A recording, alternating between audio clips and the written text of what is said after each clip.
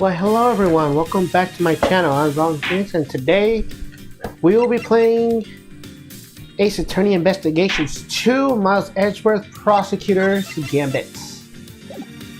Now, last time we have completed Ace Attorney Investigations, Miles Edgeworth, and now we will begin with the second game, Prosecutor's Gambit, which we have new episodes. We got Turnabout Trigger, The Captive Turnabout, Turnabout Legacy, of Turnabout Forsaken, and Turnabout for the Ages. But first we will begin with Episode 1, Turnabout Trigger, which this was called Turnabout Target in the fan translation.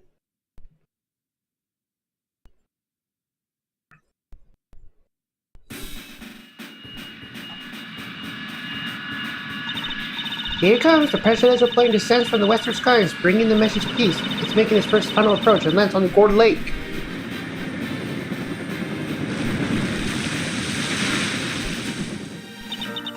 Just listen to that crowd!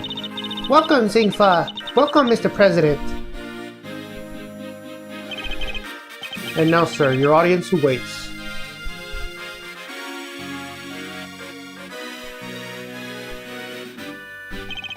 Honored friends and allies, I am here today to deliver a message.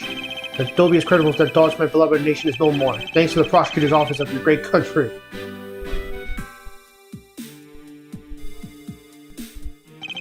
You have almost heartfelt gratitude. However, friends, do not forget. The battle against evil rages on. Here today, I make your solemn promise. We shall crush the wicked with the righteous hammer of justice.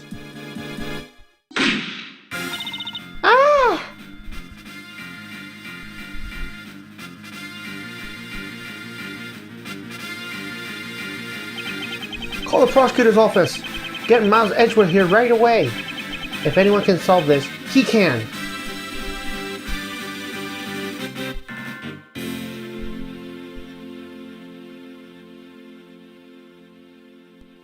Oh man, I'm super excited to play this. March 25th, Gourd Lake Spectators Area. The news must be halfway around the world already. After all, it's not every day an attempt is made on the life of a nation's president. My name is Miles Edgeworth, and I work as a prosecutor. I came as soon as I got the call. The moment the phone rang, I knew it was serious. Mr. Edgeworth! Thank goodness you're here, sir. This is Dick Gumshoe, a detective for the local precinct. He's the one usually assigned to my cases. How is the president, detective?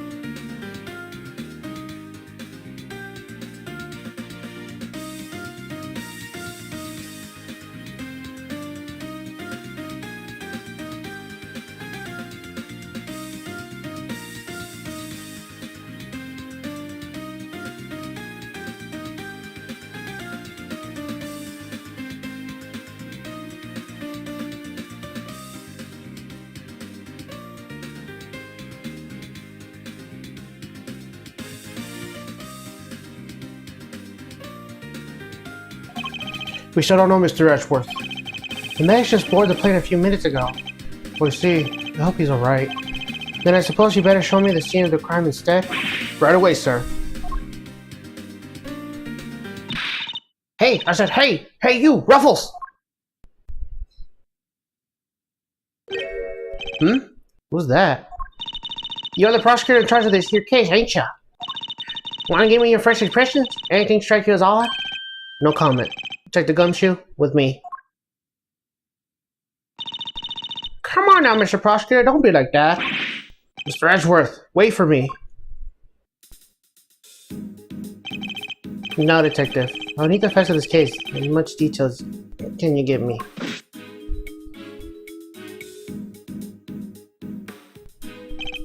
Well, the scene of the crime is right here in Gourd Lake, as you already know.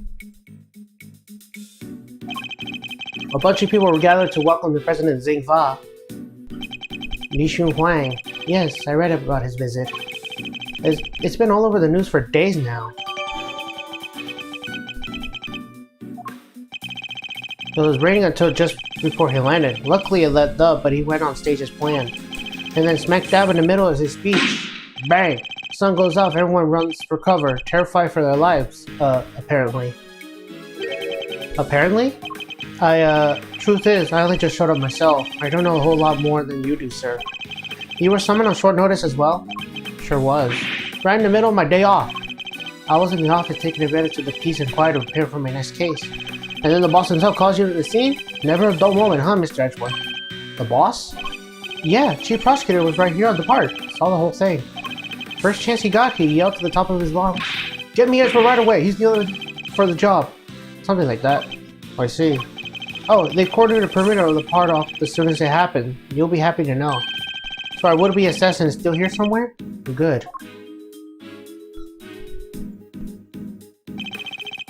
All you gotta do is find in the middle of that crowd before they strike again. You're right. We don't know what else the culprit might be planning. These people are in danger. We don't have a moment to lose. Let's begin with the basics. Let's search every inch of the crime scene for clues, no matter how insignificant they can seem. Precisely. The president was shot at, which means a gun was involved. That's our first clue. Alright, duly noted. Take the gumshoe. How exactly was the security details surrounding the president's speech organized? Well, sir, our problems are mainly focused on security perimeter of the park. The president's people who took charge of the rest. He has his own team of bodyguards. See those guys over there? Maybe we should ask them a few questions? If I want to talk to them, I'll need to walk over at press X. Can I help? Could I help you? You're one of the president's bodyguards, correct?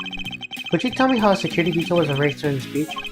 2 of our senior operatives were attached to the president. The rest secure the stage. This isn't our first rodeo. Anything suspicious in that crowd and we would have spotted right away. I see. So the president's security was tied or orchestrated during the duration of his speech. Let's investigate further. We should speak with other witnesses to continue to look over the crime scene. We can't afford to leave any stone unturned. So that's how y'all got about it, huh? Sure, something sees the pros at work. Care to share a little bit more what happens to the information once you got a hold of it? Bystanders. This one seems persistent, but I can't afford to get distracted. Hey, Ruffles! I asked you a question, dang it! What happens next? Well, we put all the information together and try to find connections, right, sir? Detective! Oh, don't be so hard on the poor guy. Show connections, you say? And what next? Well, I guess we connect the dots, connect one piece of information to another. It's Mr. Edgeworth's forte. He's a logic master. I can view one information and help with L1 and then connect them with triangle. We should try it now. Just a quick press of L1 and we will be down the path of logic.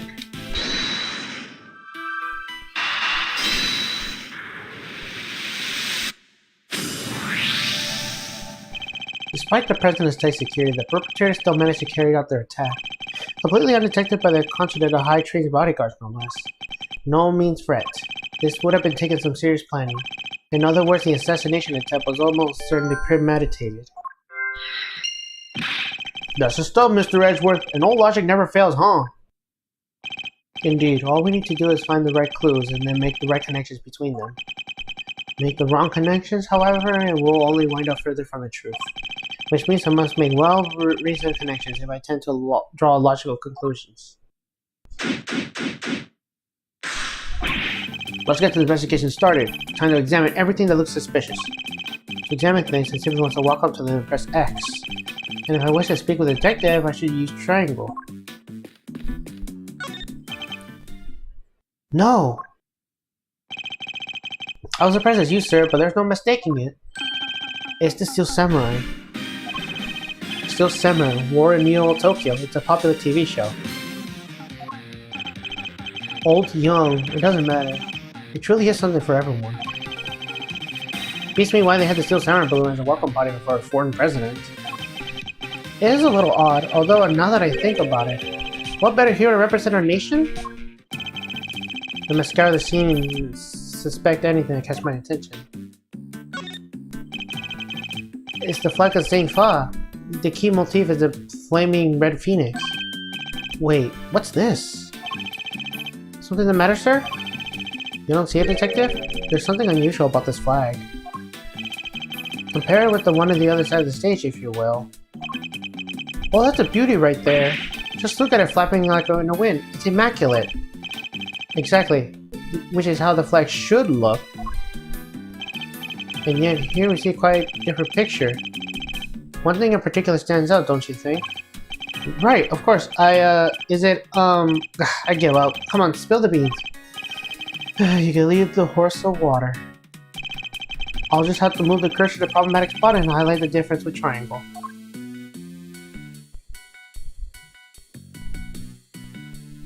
Take that! Look closely. Do you see a hole? Whoa, look at that. You're right, sir. You notice the burn marks around the edges? That's a bullet hole. There's no mistaking it. A bullet hole? So you're saying a bullet went through this flag?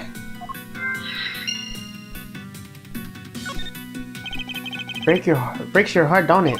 It does. What villainy could have befallen him? Witnesses say he popped right as when the gun went off, which would strongly suggest that a bullet struck the balloon. Looks like we got a case of cold-blooded samurai murder in our hands. This is circulation. I won't rest until the culprit has been apprehended. Detective, we cannot allow this villain and vile assassin escape. We won't, sir. You can count on it. I think I got enough information for the moment. Time to put the pieces together and see what we can figure it out.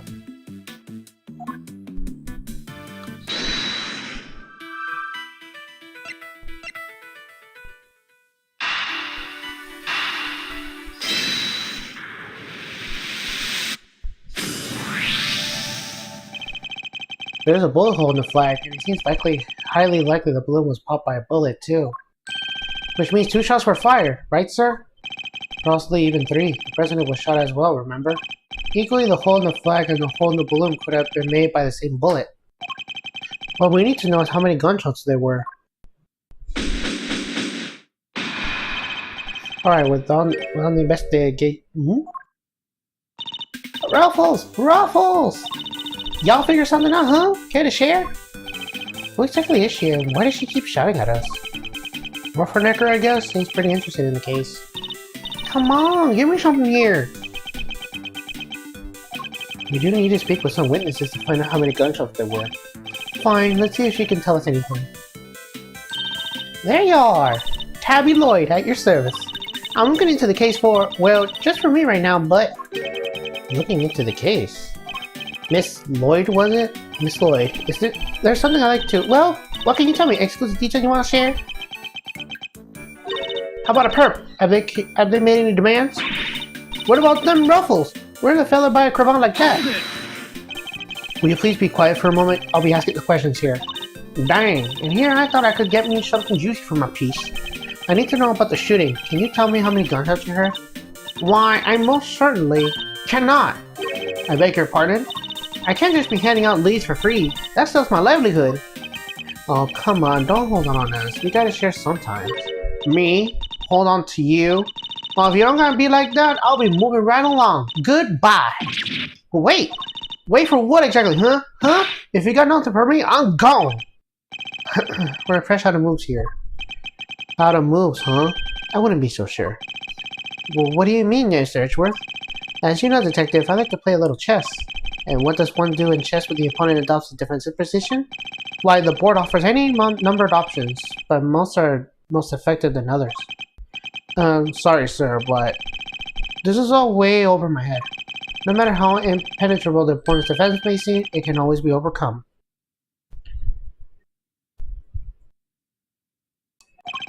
Watch and learn, detective, as I shatter my opponent's resolve with the power of words. When attempting to draw an entrenched opponent, one must simply certain tactics. Let us picture the board and see if we can anticipate it and risk our next move.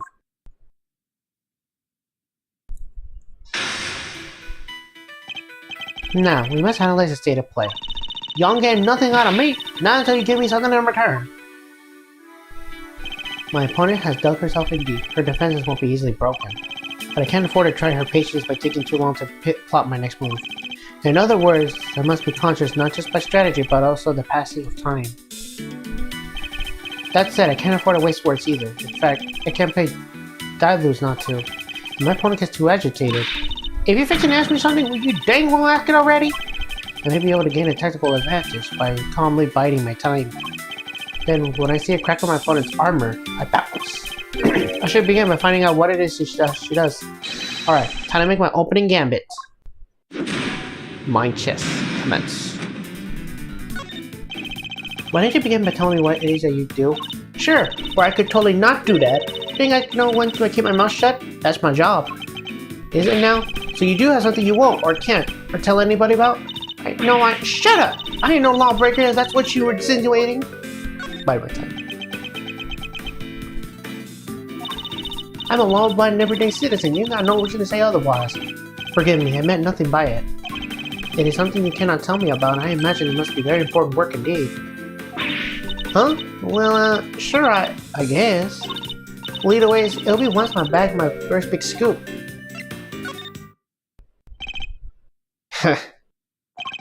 I see. It's a scoop you're after. So you're a journalist, is that correct? Dang! Sure. I'm your friendly neighborhood reporter. The hungriest cub on the beat. That's a mystery of what she does for a living solved. Perhaps our hungry young cub has gathered information vital to the case. Let's make that our next line of inquiry. With the opening moves concluded, the mid-game approaches. What else does she have to tell us? At the time of the incident, were you present at the scene of the crime? Come on now, Ruffles. You ain't gonna give a little old Tabby something first? Absolutely not. Then I ain't giving you nothing either. You think I'm a sucker? Think again. Come on, this is my career we're talking about here. You gotta give me something. Sadly, the more you know, the more you might find yourself in danger. I ain't scared. I'm a pro. It takes more than the sound of a little gunfire to faze me. You may be a pro, as you put it, but you say you're a little wet behind the ears? You say you heard gunfire, which proves you were here at the time of the crime. Therefore, you must have seen something. Double dang. Fine, I was here, I saw it. Came to report on them a big speech, wound up reporting on the shooting. And you won't get no more out of me than that. I'm done with your tricks, Ruffles. If you came to report on the events, you must have made a record of some kind. A record I could very much like to get my hands on. This is quite the clue as to where to take the conversation next. You're a reporter, which means you must have been making a record of some kind. You got more questions? You gotta give me something first. That's the deal. I am not in the habit of making deals. Now tell me what I need to know. Sorry, Ruffles, can't help you. Time to deploy my clue. No self-respecting reporter will leave the house without the means of pulling things on the record.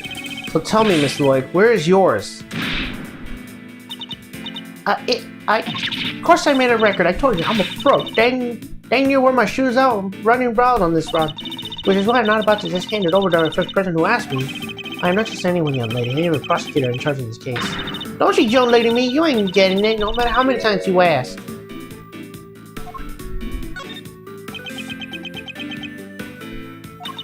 You understand, don't you, Ruffles? It ain't nothing personal. I understand that your job is a difficult one. You do? Well, ain't that sweet? And in such a competitive field, you must sometimes doubt that you ever succeed. No, I go plenty far, I'm sure of it, yeah. Just as long as I got my trusty tape recorder, I always be ready to nab me a scoop.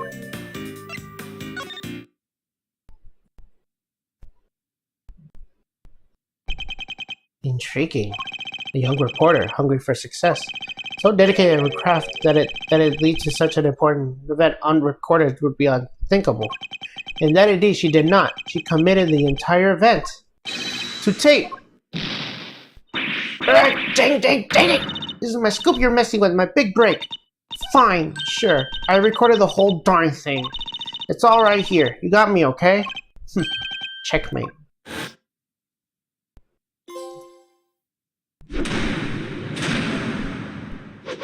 Checkmate indeed. You're so pronounced, Ruffles. I was trying to be strong and silent, but you had me singing like a canary. Never mind that. Now play us the tape. You should finally tell us how many shots there were fired. Fine, you can hear it, but I got conditions. You played me like a fiddle, Ruffles. Only a chief ever played me so good. So you gotta agree to be chief number 2 and be a mentor of a rising star, aka me. Chief number 2, huh? Kinda like a second parrot? That's a big responsibility, sir. And one more thing. I want exclusive reporting rights for the first 24 hours. Come on, you gotta say yes. What kind of mentor would not give star people exclusive, huh?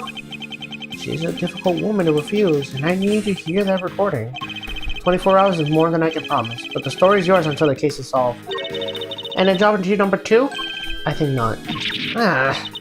You're no fun. But I guess a girl can't have everything. All for the sake of the scoop, huh? Alright, you got yourself a deal. I got exclusive access starting right at this second, Ruffles.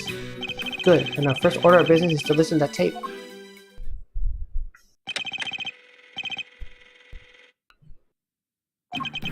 Honored friends and allies, I am here today to deliver a message. The notorious criminals that dog my beloved nation are no more. President's speech. The president passionately addressed my assembled crowd as he was trying to shake out the reports of his deluded popularity by sheer force of will. As there me can be a little live commentary to set the scene. The meeting is scheduled for just about the speech, correct? He seems pretty pleased to be able to put a whole Yatagarasu situation behind him.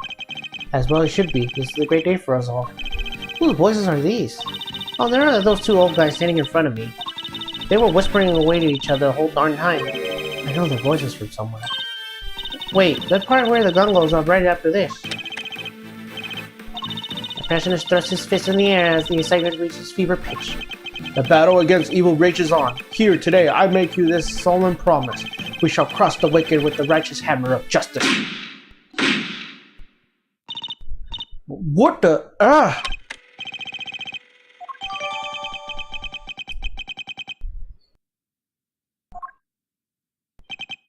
So, 2 shots were fired. Yep, and that tells us something? Something very important indeed. It allows us to deduce the trajectory of one of our bullets. If 2 shots were fired, one hit the president, which means the other must have passed through both the flag and the balloon in that order. Which, as you can see, allows us to deduce the position of our shooter. The only possible place to which the bullet could have been fired to the flag of the balloon is...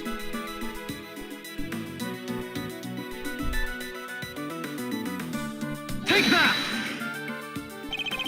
Drawing a line between the flag and the balloon traces the trajectory of one of our bullets. It places our shooter in the left-hand side of the spectator area.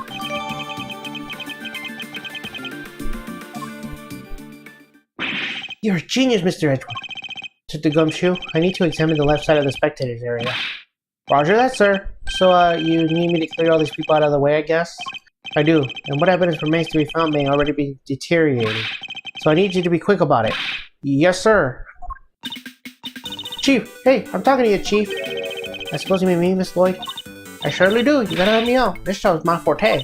I'm the best crowd herder you ever see. I'll pummel and push him out whatever you like. A very kind offer, but I think a less hands-on approach might be preferable. Also, about this chief business, I am nobody's chief. Whatever you say, Chief, Mr. Edgeworth, sir, your wish is my command. I somehow doubt that.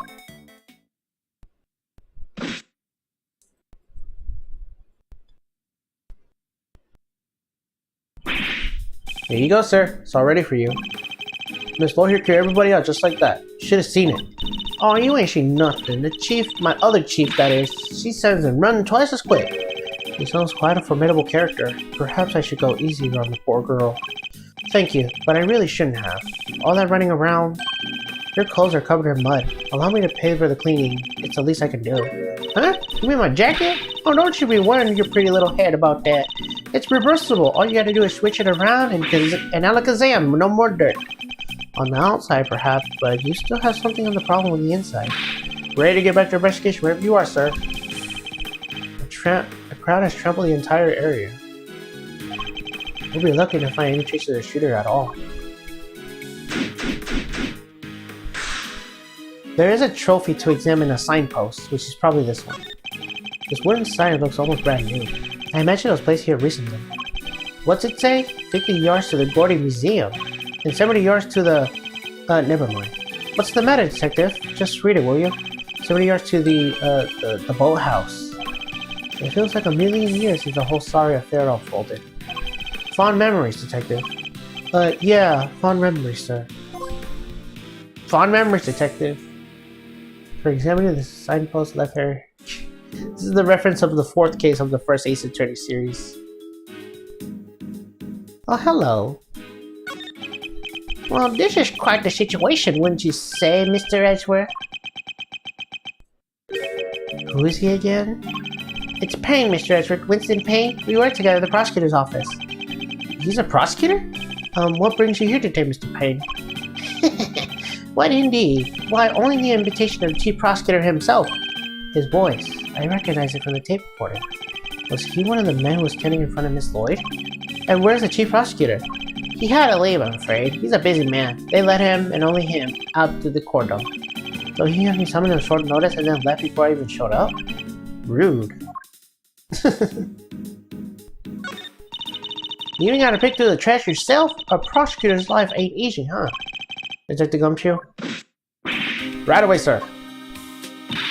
A faithful detective scrabbles through the garbage as the prosecutor looks on, his hands unforbiddable. Let's see now. Count to Papa, little treasure. Is he enjoying himself? Bingo! A popsicle stick! Gotta love the jokes they put on these. Detective! Sorry, sir. Relevant evidence. Relevant evidence, huh? I think we got something. Good work, detective. Let's take a closer look, shall we? By examining the piece of evidence from all angles, we can uncover hidden details. We sure can. Just tell me which way you want it, sir. We can rotate the item with right stick. If you want, we can move closer, further away too. I can use L1 to examine an object up close and R1 to move out the bigger picture. And when you spot something, just say the word.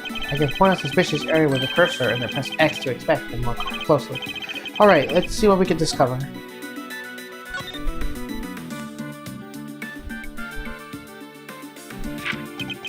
This is a document of some kind? What are we looking at here? Presidential security plan? This diagram of president's security arrangements. It shows how the president's bodyguards were positioned. It even has people's names on it.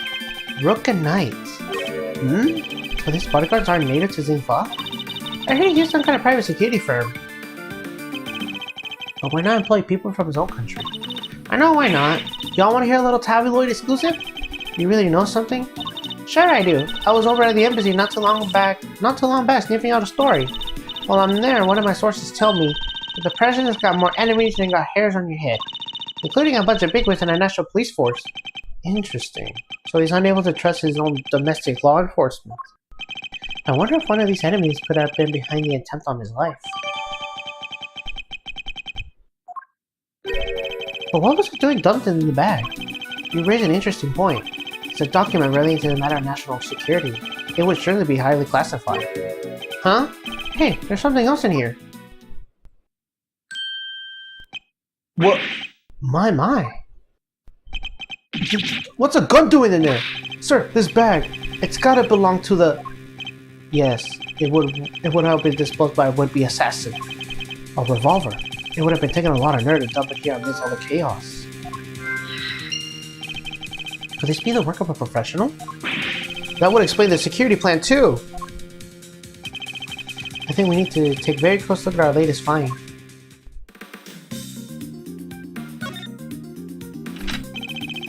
Two spent bullets in the cylinder matching the 2 gunshots heard in the recording.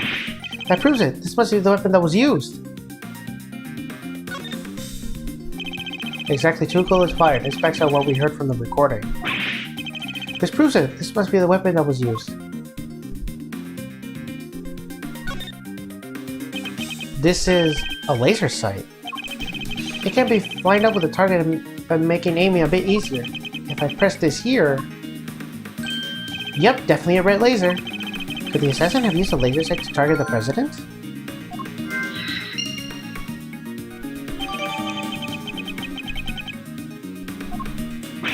That bag was a real find, huh?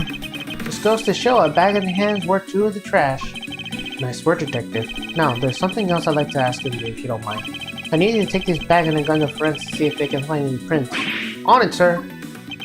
A good set of fingerprints would really help this investigation along.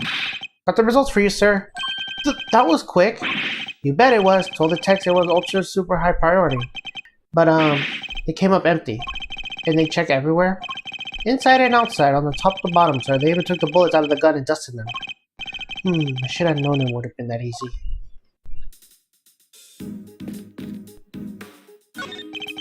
You're with one of the news channels? Yep. Can I help you? You must have footage of the event. Do you mind if I take a look? Wish I could help you, but that might be a little tricky. And what's that, pal? You got a problem with doing your civic duty or something? No, it's just that my camera was knocked over with all the panic. And now I can't get it to work. That footage would have been helped immensely. Trust our luck. What the? You look like you need a little help, Mr. Edgeworth. I know that voice. Kay! Yay, it's Kay.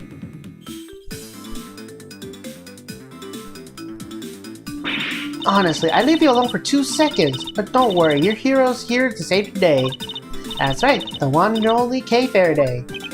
Hero? Only you would give yourself a little title like that. So you're not a great thief anymore? Not right now, but it's not like I quit. I'm just on sabbatical. I'm taking time out to some intensive training. Being a second Yatagarasi doesn't come easy. Kay helped me on a few occasions about 2 weeks ago when I was working a case. The case of the Yatagarasi was a mysterious thief who seemed to appear and disappear at will, and who claimed only to steal the truth. She calls herself the second Yatagarasi, or a successor of the so-called Great Thief. There's not a lock I can open or a trap I can't escape, and when it comes to stealing, well, I'm still in training, but I'll get there soon enough. What are you doing here, Kay? What do you think I'm doing? I've been enjoying the festivities, of course. Of course, you didn't mention being a fan of such things. And afterwards, I was thinking of dropping by your office to see you guys, but now I don't have to. Good to see you, kiddo. You're as bright and breezy as ever. Hey, Gummy, how you been? You're looking pretty full of beans yourself. So, Kay, are you really here to save the day? Yep. Prepare for your jaw to hit the floor. Your best pal in the world's here that only went and took pictures of the whole shebang. Did you know? Then you better show them to me. Wow, your jaw didn't even drop an inch. What's a girl gotta do to impress you, huh? I know, right? Mr. Prosecutor here is about as much fun as a dang toothache. Won't even let me call him Chief. Oh, but I'm forgetting my manners. Tabby Lloyd, ex-reporter at your service. Nice to meet you, Tabby. You're right, he's no fun at all. This one time You two can chat later. Hey, can I see those pictures? Ooh, fine. Here. I took this one right when the gun went off. It was total chaos. People running everywhere. The president and his 2 bodyguards. The names of the security plants were Nike and Brooke, I think.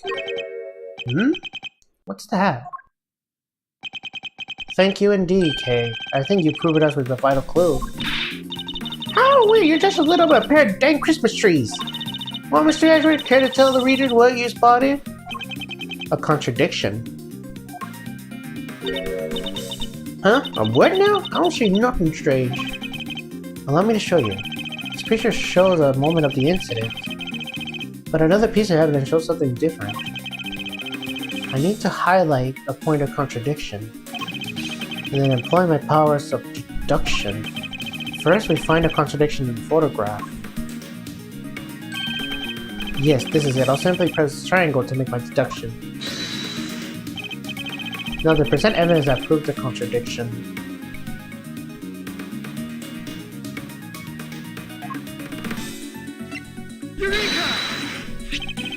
Look closely at the picture of the president in this newspaper clipping, if you would, Miss Lloyd. Now look at Kay's photograph. Compare the two carefully.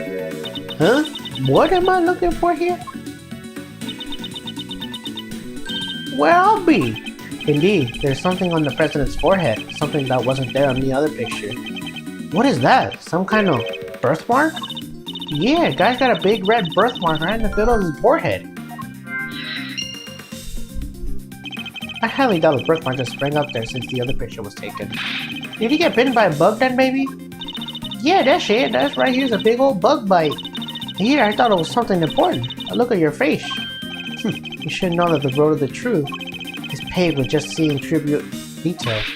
Ooh, again with that face. Alright. Duly noted, Chief.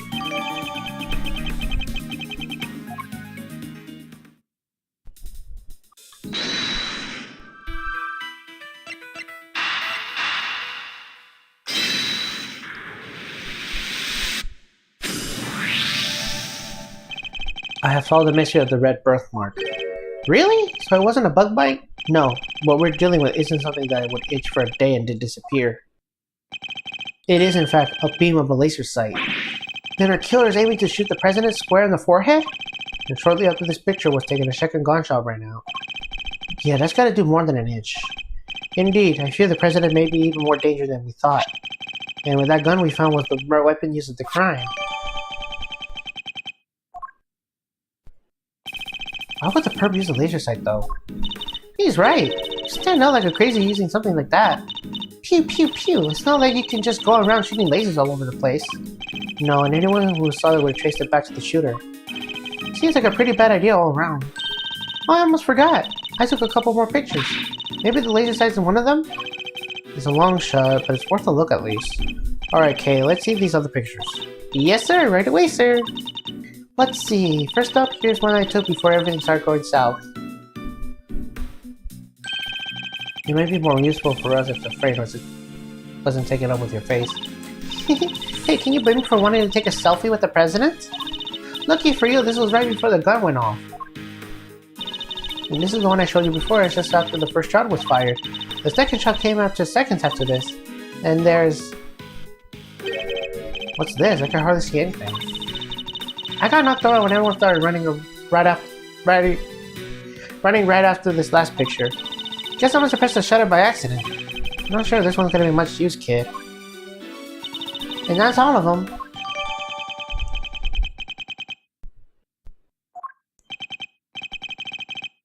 Taking a closer look. I just have the picture from... Is there any hint of laser sight here in this picture? Take that! There! I see it. What is it, sir? Look closely at the person with the red hood. Whoa, there it is! Indeed, that's our laser sight right there. So that's our perp. The one in the red hood must be the shooter, yes. We found him, and all thanks to yours truly. Indeed, he led us right to the greatest treasure of all, Miss Great Babe, the truth. You may have captured a would-be assassin on one of your other pictures too. Let's take another look. A red hood sensor would be another one of these photographs from... Is the person in the red hood here somewhere? Take that! Look, right there! A red jacket. This must be our suspect. It looks like they took advantage of the confusion and they made their getaway. Luckily we can see exactly where they headed. Ah, the samurai dog stand! Precisely, which means they escaped towards the right-hand side of the spectator area. Mr. Gumshoe? On it, sir. Consider it cleared. Good, I'm counting on you.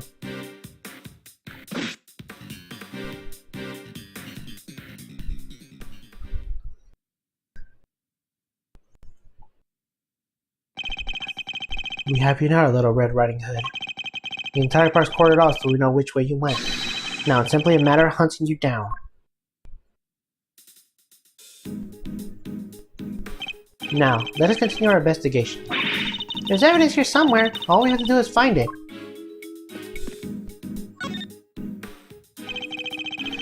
Skylar see to spec everything that catches my attention. What's this? A red button. Hey, do you think... Has this been dropped by a red-hooded suspect? Yes, it certainly seems likely. There's something red down there. Did the Gumshoe, can you see what it is under the stand, please? There's something down here, alright. Let's see. A red raincoat. This must be the one the suspect was wearing. They must have taken it off and hidden under here before they made their escape.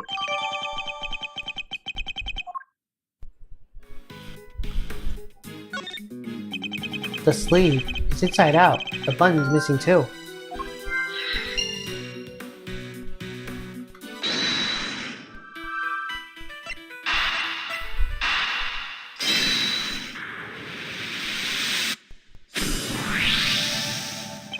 The button we found seems to come from this raincoat.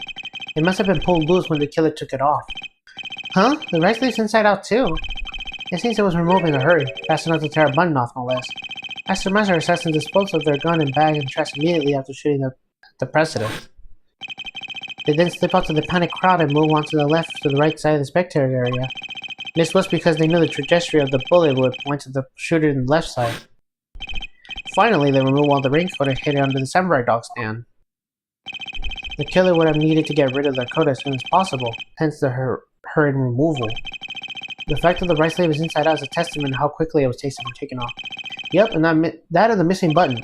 The question, of course, is, why didn't the same thing happen to the left sleeve? Oh yeah, only the right sleeve was inside out. Indeed, and that button on the left sleeve is still securely attached. So, what does this mean, Mr. Edgeworth? If we were to answer that question, Detective, we'll need to inspect the raincoat in more detail. Let's take a closer look at the inside of the raincoat. Take the gumshoe. Yes, sir.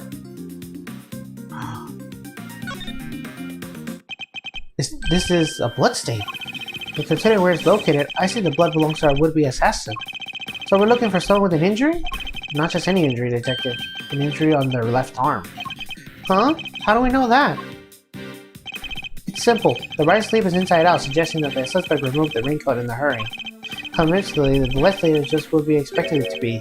Therefore, the suspect's left arm was never in the sleeve in the first place, and once we understand that, everything else falls into place. Now, Detective, there's a blood stain on the left side lining on the raincoat because the suspect's arm was too injured to fit through the sleeve. Precisely. Or at least, we can say that there is a good possibility that was the case.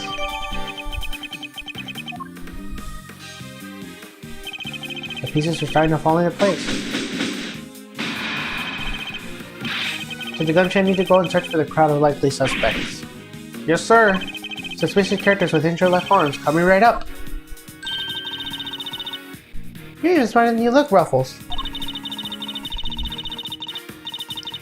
Taking all the nitty-bitty pieces and putting them together like that, you have your man in no time. That's Mr. Edgeworth for you. Park is still cornered off, so I would be assassin and still should be in the crowd somewhere. Don't let me down, Detective Gumshoe.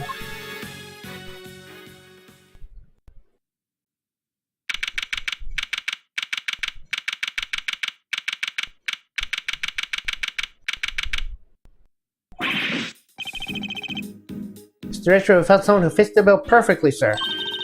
Wait a nab assassin, Gummy! Hold on, Kay. It's a little too soon to be jumping into conclusions. For the moment, they're the person of interest and nothing more. Understood? Okay, no jumping. But he's our shooter, sir. I'm sure of it. He's the guy who tried to take out the president.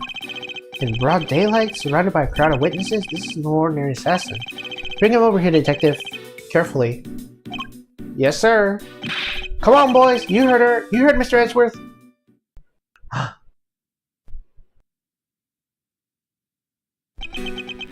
It's him. No umbrella and a bandage on his left arm. Well, pal, state your name already. Doe. John Doe. Charm, I'm sure. John Doe? Not a name you heard often in your life. That's correct. I know this man from somewhere. I'm sure of it. Edgeworth, it's clearly obvious. Look at the jacket. How can you not put two to two together of his jacket? And you are Prosecutor Edgeworth? You know my name? Of course. I have been following the day's development with some interest. Now, perhaps you care to explain why you're asked to speak with me? As you've been following our investigation, you're no doubt already aware of who you're looking for. So let me ask you, do you recognize this raincoat by any chance? Forgive me, but I am afraid I do not. I see. Well, I believe its owner to be the would-be assassin we were seeking. My. Well, isn't that just shocking? And this same would-be assassin happened to have an injured left arm. Just like you. All I can tell you is that I had nothing to do with this unfortunate affair. The two adversaries stared each other down. Their eyes were deadly lasers. Care to tell the reader what happens next? A showdown. That's what. A battle of wits. A battle of words. Do I let him explain any further what he needs this upcoming battle with intel? Nah. Said the gumshoe. If you quite finished leaking my professional strategies to the press. Ugh. Yes, sir. Sorry, sir. Thanks a bunch, you big old grouch, as if it would have done any harm. It's time. I can understand why whoever wore the raincoat would be an interest to you. But you have no proof that this person is injured, as you claim. My left arm may be injured, but I can still use my right. When it started raining, I simply opened my umbrella. No raincoat required. So you're content that you're not wearing a raincoat, is that correct? It is. And is that so strange? Not everyone wears one after all. I happen to prefer an umbrella. Team Raincoat over here, they're perfect for when a girl really needs to move. Heck, I don't use them either. Come rain, sneak, snow, and shine, it's my trusty Parker every time. Not exactly a line of inquiry I was hoping to pursue. So you see, I'm not your would-be killer. And I'm not in the habit of making baseless accusations, Mr. Doe. Please, I am just a simple ice cream salt.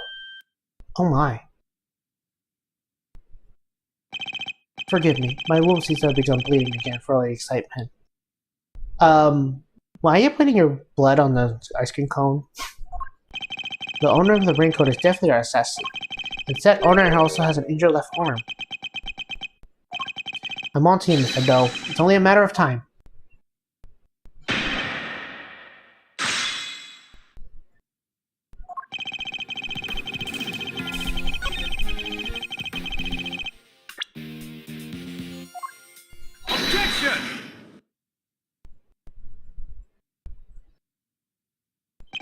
You seem like a careful man, Mr. Doe, but not quite careful enough.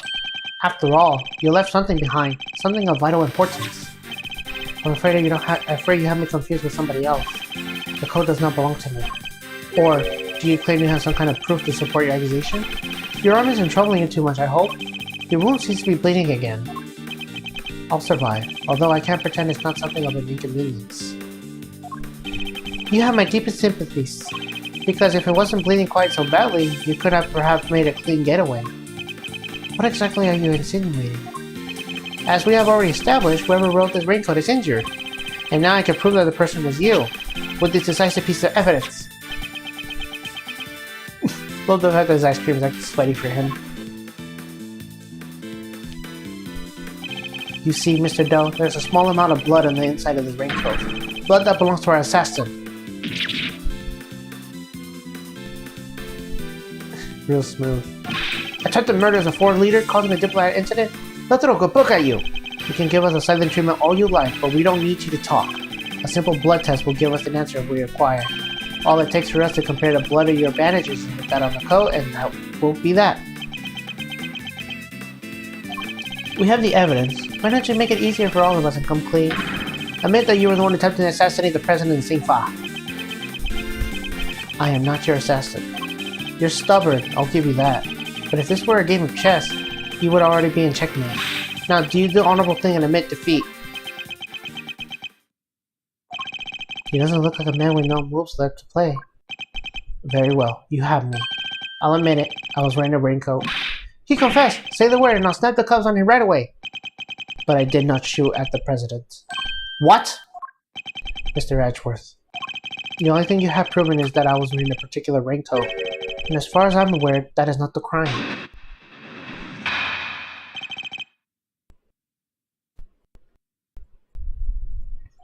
I am no assassin. I'm a simple ice cream seller.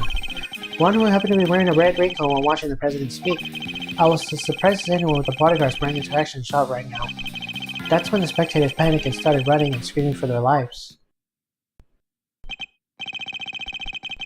Now you're finally satisfied when I'm telling the truth? As if! Your story stinks! You don't scare me, the evidence is on our side, you know.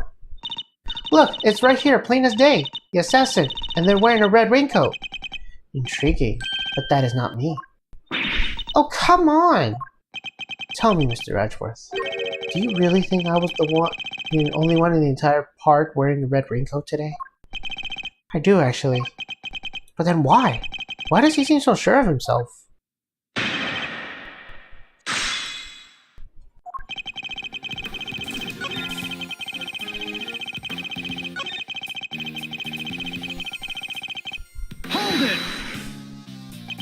So you saw the bodyguards move before you heard the gunshots? Yes, if I recall correctly, they moved first. At least the one on the left did. You're rather observant, Mr. Doe. I am blessed with keen eyes. The names of the bodyguards were written in the top left corner of the security plan. And the one on the left was Rook. That's correct. Baskin Rook, I believe. I expect he noticed the light from the laser sight. And man, is no amateur. Mr. Doe knows a little too much about the business of being a bodyguard for my liking. I say our friend here is no amateur either. I'd like you to apprehend what you just said to your testimony if you don't mind. As you wish. The bodyguard on the left, Baskin Rook was it, was especially quick to respond. Objection! As I suspected, you are more than what you claim to be, Mr. Doe. You overestimated me, Mr. Edgeworth. Oh, then tell me how a simple ice cream seller knows one of the presidential bodyguards' names. What? You jest, surly? You were the one who spoke their names out loud. Rook and Knight, was it? Objection! We only know these names thanks to the security plan. But look closely, only their surnames appear. Yet we all clearly heard you say the name Baskin Rook. How do you come to possess such information? Information ourselves didn't have. Seems pretty darn suspicious to me. Well, how do you know? Explain yourself. It was merely a slip of the tongue. Another lie. He is the assassin, just like we said. Come now, miss. It's a little soon to be jumping to such conclusions. I did know their names, yes, but the reason for that is... Well? I know Mr. Rook. He and I are acquainted. What? We have something of a connection. And his is the name I could never forget. You think we're stupid, pal? Stop lying. I am not lying. I am, as I've always been, a simple ice cream seller. An acquaintance of Baskin Rook. Yes. Objection! And I suppose Mr. Rook will confirm that? It should be easy enough for him to remember his good friend, the slippery ice cream seller, correct?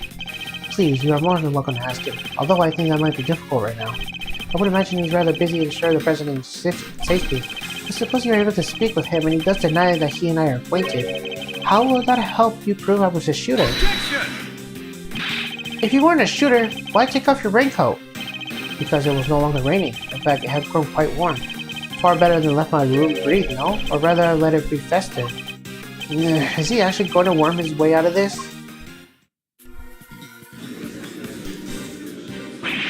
What are you waiting for, Mr. Edgeworth? Hurry up and arrest the man! He's clearly guilty. If I were you, he'll be in jail already.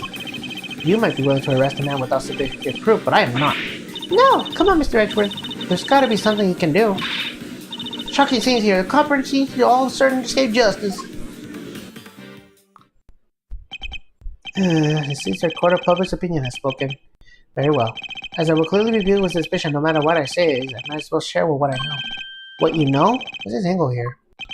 I saw them. I saw another person with a red hood. What? Are you kidding? It's the person you captured in your photograph. I first noticed him just before the president's speech began. It was still raining then. The outfit was the same color as my own, which is what drew my attention. As did the laser beam that was aimed directly at the president's head. He's claiming there's another red-hooded person? Preposterous. I knew that if anyone saw me dressed similarly in the individual, I could fall under suspicion myself. And so naturally, I removed my raincoat. Objection! So not only did you see the assassin, but they were wearing exactly the same thing as you? How very inconvenient. I had thought you might find it far-fetched, hence my not mentioning it until now. I know you law enforcement people are very skeptical types. You would never have believed me. Especially not if I said that the shooter was standing right next to the certain prosecutor. Well, I know you didn't mean me. I wasn't even summoned until after the shooting. No, not you, Mr. Edgeworth.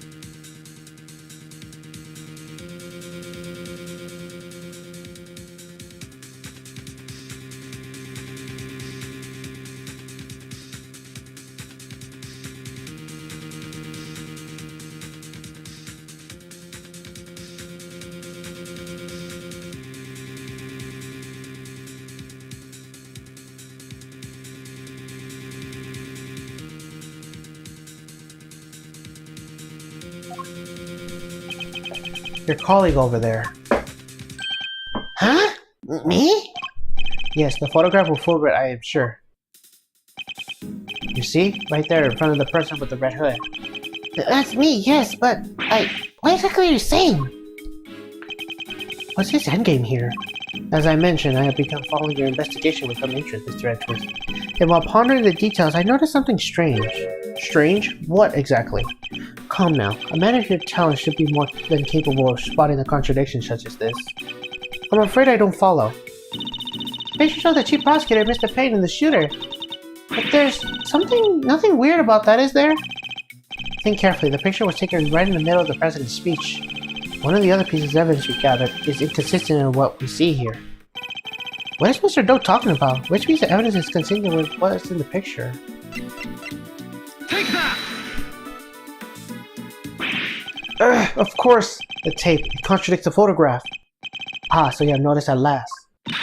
What's he going on about, Mr. Edgeworth? Someone's missing. Someone who should be here. Huh? But who? Who indeed? The person who is missing from this photograph is... Take that! Huh? Miss Lloyd? How did you figure that? Mr. Payne's voice can be clearly heard on Miss Lloyd's tape. Consider that he was conducting a private conversation with the chief prosecutor. Oh, there are these old guys sitting in front of me. They were whispering away to each other the whole darn time. She must have been very close indeed to capture it on tape. You're right, but she's not in the picture. Precisely. Well, Mr. Edgeworth, do you still believe that you have been hounding the right person? Miss Lloyd, would you mind answering a few questions? Whoa, y'all are fixing me under the microscope now? Alright, sure, knock yourselves out. I got nothing to hide. And I was pretending I was standing still the whole time. No, I was running all over, lover reporter style. That's a big old crowd. Guess the picture must have taken while I was in one spot. The takes from when I was in another. So quit giving me the old lie. Ain't nothing but a misunderstanding. There's no doubt that the voice is on the tape. That was Mr. Payne and the chief prosecutor. I'm certain of it. Tabby wouldn't lie to us. I know she wouldn't. But if she did, that would mean that she's our perp. Will y'all quit messing around with me? As I could have done a thing like that, little old me. I might be included and believe you, but if your testimony can give glaring consistency. It does? I thought it was pretty good. Seems I had no choice but to present her with the evidence and expose a contradiction.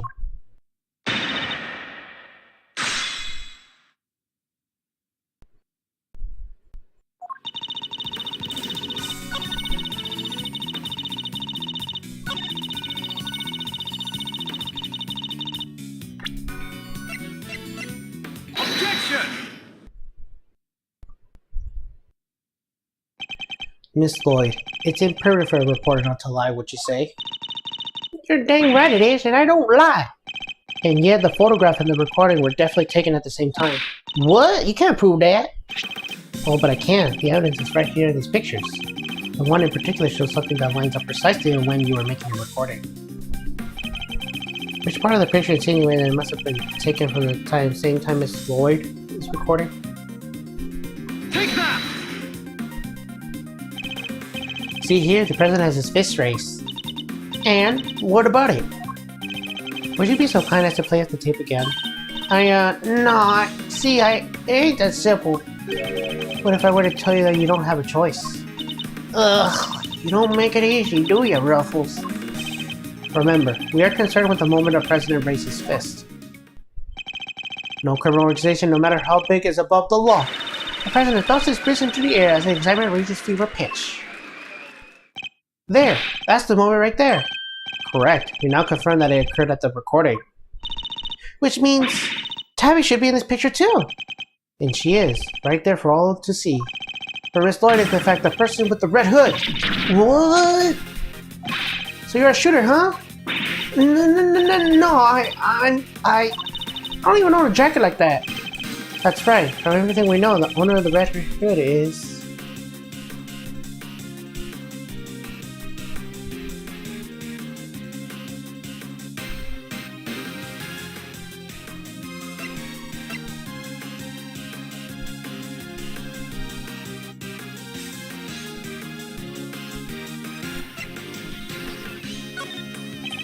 The person in the red hood was you, Mr. Boyd, and therefore the owner of the red... You.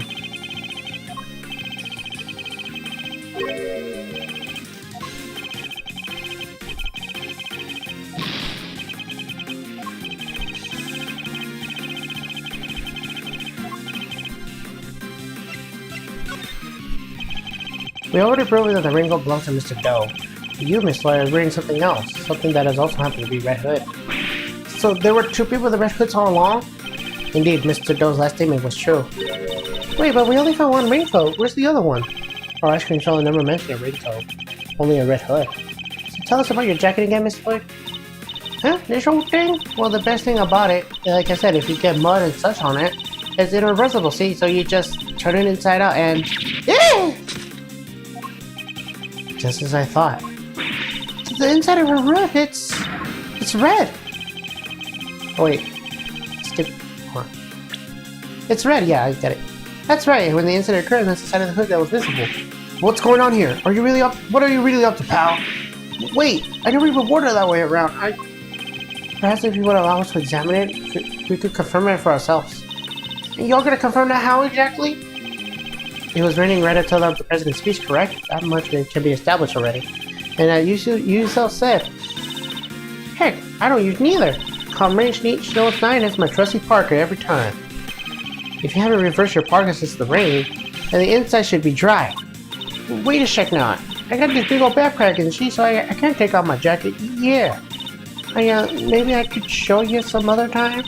You think excuse like the week is gonna wash out Mr. Edgeworth? Oh. Well, what are you waiting for? If you're innocent, take it off and show us. It wasn't me, I swear. I never shot a dang president. I could never. If that's true, Miss Lloyd, then your best option is to cooperate and tell us the truth. Is there a particular reason why you chose the red or Parker with a red hood here today? I'm sorry, Ruffles. There's something I never told you. Something I couldn't. But I'll come clean, I promise. Just go easy on me, you hear?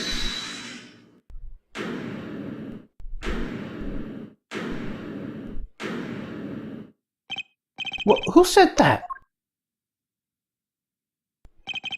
Hold your horses. It's a little soon for the endgame. Oh.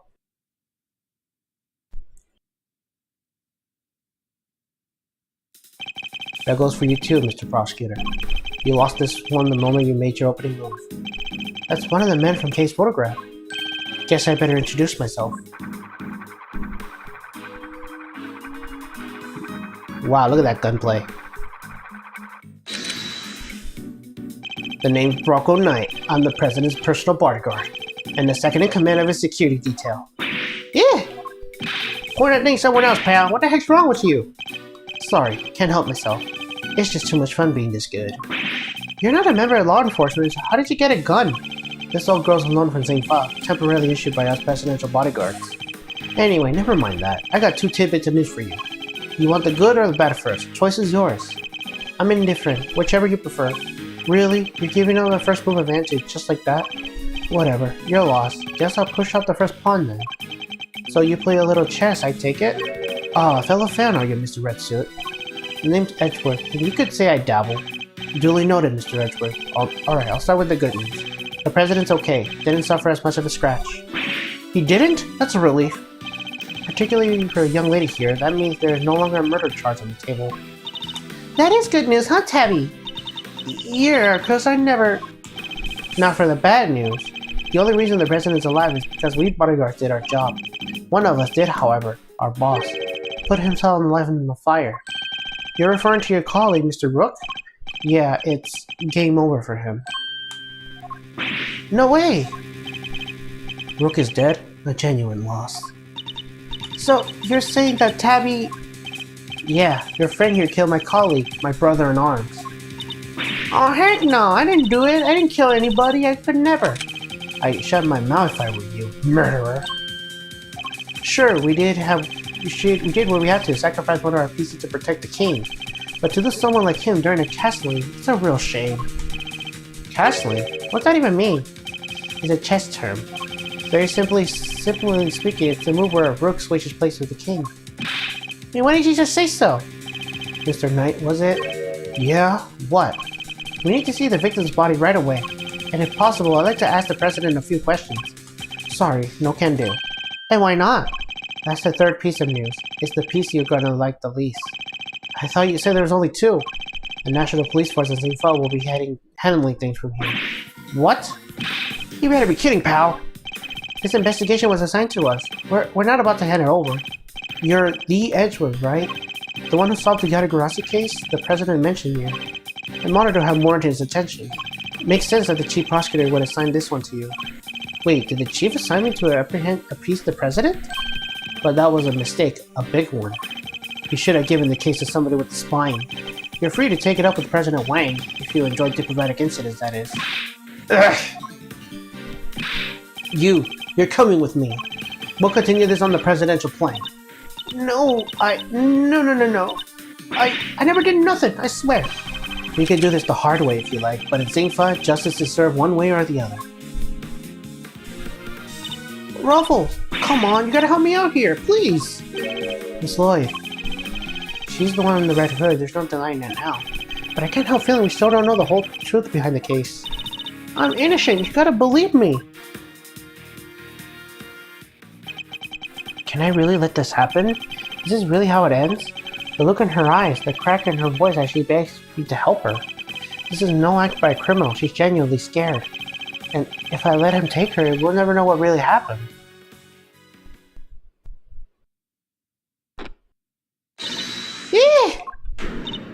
What? Huh? What the? Get your filthy hands off of... Uh-oh. Quiet now. Is that really any way to greet me? Your neck has barely begun to heal and you've already forgotten who I am? I'm disappointed. What? It's you! Ah, so you do remember. What do you think you're doing, pal? Put the knife down and give it up! You got some nerve pulling a stunt like this in front of a bunch of police officers. Don't even think about it. You don't stand a chance against this guy. Who are you really, Mr. Doe? Let's just say that I'm no simple ice cream seller. Guy's a pro, a hitman. His name's Shelly the Killer. The Killer? There's no illegal professional in the country who doesn't know that name. An assassin capable of taking down any target, any place, any time. This isn't the first time our path has crossed. It's been too long, Mr. Edgeworth. But of course, this is the first time we met face to face. You're the assassin we've been looking for? In a sense, yes. A certain someone did indeed hire me to carry out a contract. And that contract did indeed specify that I was to assassinate President Wang. I swear I've seen his picture on one of my old files before, but it's obvious you could see the jackets. Ugh, how could I have been so careless? You would have noticed right away with the jacket. My bandage proved useful at bringing the knife into the park unattended, but I miscalculated on one other regard. You didn't bring a gun? Now, shall we play a little game, Mr. Knight? I know how fond you are of such diversions. The stakes must be high in order for it to be fun, of course. Shall we wager, say, your life? What do you want from me? I would like you to allow Mr. Edgeworth to remain in charge of the case. He what? What are you up to, the Killer? I would simply like our mutual friend to see things through to their conclusion. Huh? But why? Bastion Rope was a man of great skill, one with whom I felt a certain connection. It's only right for the truth behind his death should be brought to light. With Mr. Rook's departure, the case is now yours to investigate, is it not, Mr. Knight? I'm simply asking you to transfer that authority to Mr. Edgeworth. It's not something worth losing your life over, surely. You're just using the investigation as an excuse to get close to our president. Am I really? I suppose it is true that in order to investigate and proceed, you will need to enter the presidential plane. You think I'm going to let you near him? I'm his chief bodyguard. Are you? And here I thought you were only second in command. Brooks not around, that means I'm number one. I wonder if you have what it takes to step in such a capable shoes. Of course I do. I'm the leader now. Me! If that is indeed the case, then I would ask you to make a choice worthy of a leader. Would you needlessly throw away your life, or would you allow the investigation to continue? Is he really doing this to gain access to the president? Does he even need to? What is he plotting? You have no objections, right, trust Mr. Edgeworth? Come, let us continue the investigation. What do we do, sir? It would seem we have little choice but to do as we're told. That said, listen, detective, and listen well. I'll buy us some time as I investigate. Meanwhile, you gather the other officers. Have them surround the plane and make absolutely certain that there's no way he can escape. Yes, sir. You got it. Alright, sure, it's the first part.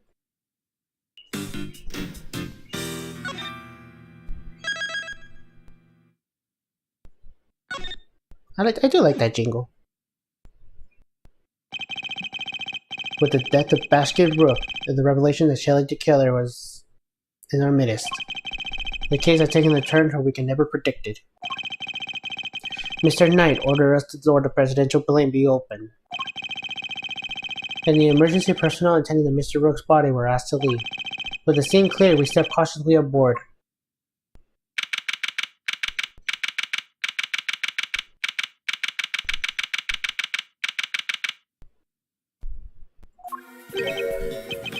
No president in sight. Now, where could he be? Who knows? Ah, so he's hiding behind the bulkhead door over there, is he? As courageous and as dangerous as ever. Ha! Sorry to disappoint, but did you seriously expect him to be standing here waiting to meet his assassin? As we already established, my interest lies only in the successful conclusion of this investigation. Now, Mr. Richard, if you please be so kind as to examine the body. Alright. My only option right now is to play along. The rest is up to you, Detective Gumshoe. So the attempted assassination of the president has become a murder of a bodyguard. You look like you could use a little help there, Mr. Edgeworth. Not that I need it, but yes. That's what I thought. So there's nothing else for it. Okay, Faraday, Great the Extraordinaire will have it taken from here. Oh really? You mean you're going to solve this case for me? Nope. I thought not. But I will provide vital assistance. Let's get to scour the crime scene from top to bottom. It will take the Gumshoe a while to assemble our backup, so I need to draw this part of the investigation now as long as possible.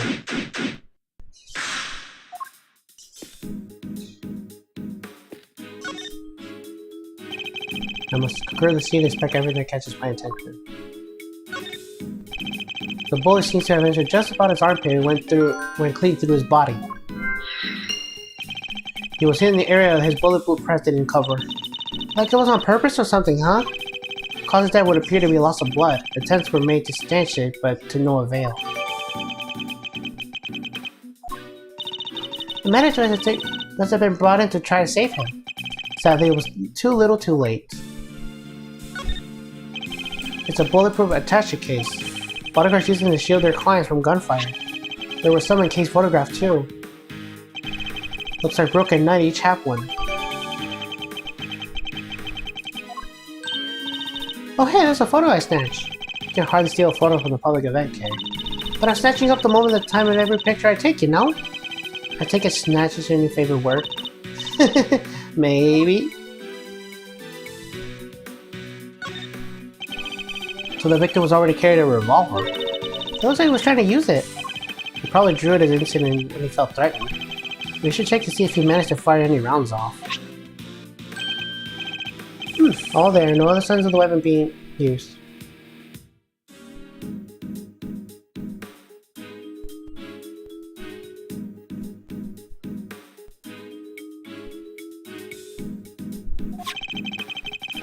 Was this one a loan from Zingfeld too?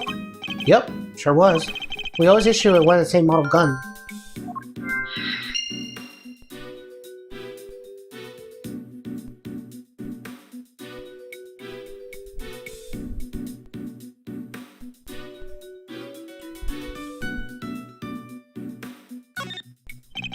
He's the victim, Mr. Bastard Rook, bodyguard of the president of Zingfa. He's one of those guys that brought up the president inside as soon as the shooting started. Which means he'll continue to do his duty right up to his dying breath. At least he'll get summarily promoted? Okay, it's better to know when you say nothing at all than end up with a foot in your mouth. But what do you mean?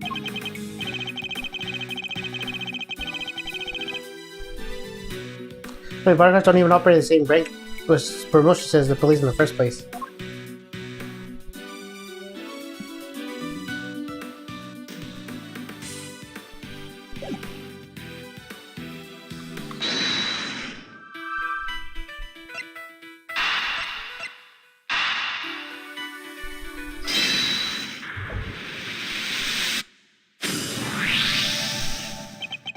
The two guns were exactly the same, meaning it's likely the one we found is also from Zingfa. Bodyguards all had the guns in from Zingfa authorities, right? Yes. Aren't they like super rare or anything? No, I don't believe so. This model isn't exactly easy to come by in this country, but it's certainly not impossible either. Boo! And here I thought they might be valuable treasures. Yes, it is something of a shame. Whoa! I just mentioned treasures, you actually responded for once. I only mean to point out that if the guns were rarer, it would be much easier to trace them. Which would make them treasures for the evidence variety, of course. Ha! See? Everything's a treasure hunt one way or another, including this investigation. You could say that. Alright then. It's treasure hunting time. On with the investigation. He certainly seems a lot more enthusiastic all of a sudden.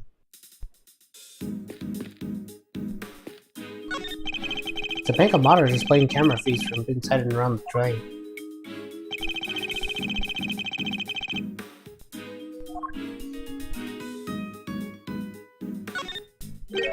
What on earth is this? Oh, that's the president's favorite plushie. It's a memento of something. Anyway, don't touch.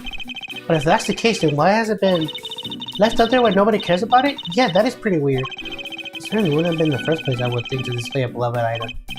Hey, are these shards of glass underneath it? I thought something seemed strange about this cubby hole, but now I'm sure of it. There's almost certainly another monitor here.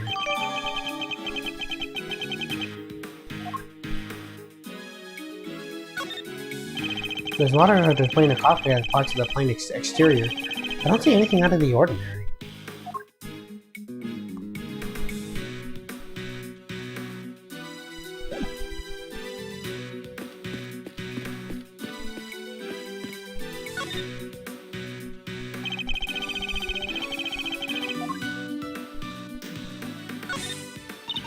It looks heavy. So this is what the president wears, huh? Must be made by something super special. Yes, to protect it from bullets. What? So it's not just for show? Of course not. This is a bulletproof vest. Oh, so that's what those looks like. Why didn't you just say so? Now I feel silly. Documents of some kind. We could always steal a glance. The security plan. Oh yeah, like the one from the trash can. Precisely. But wait, something feels off.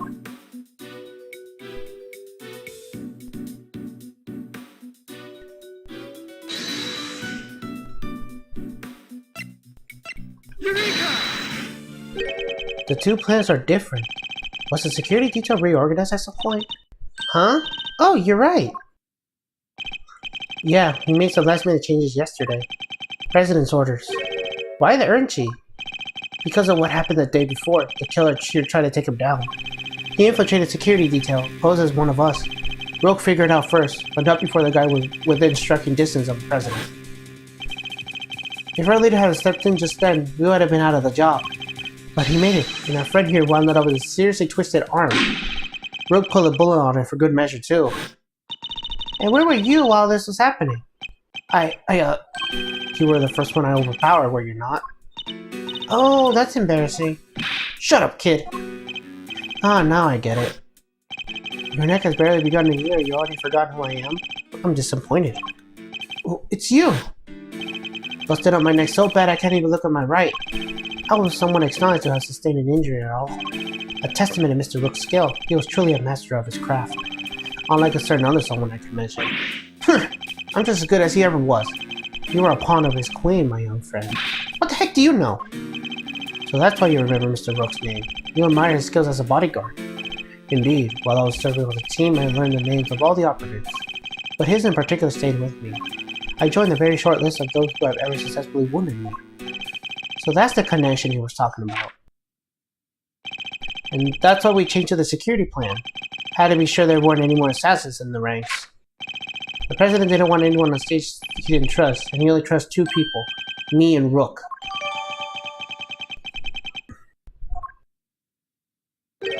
How did this explain your change of position? Oh yeah, he switched over the right hand side. I told you, I can't turn my neck to the right. It could only cover the president's left side. So I wound up moving to the right side of the stage.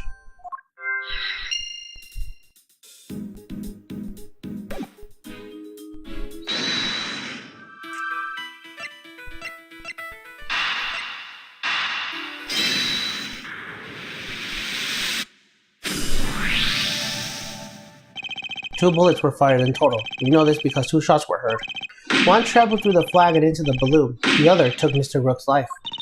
But there's a bullet in the president's vest too, right? How is that possible? How indeed. The numbers don't add up. However, there is one possible explanation. There is?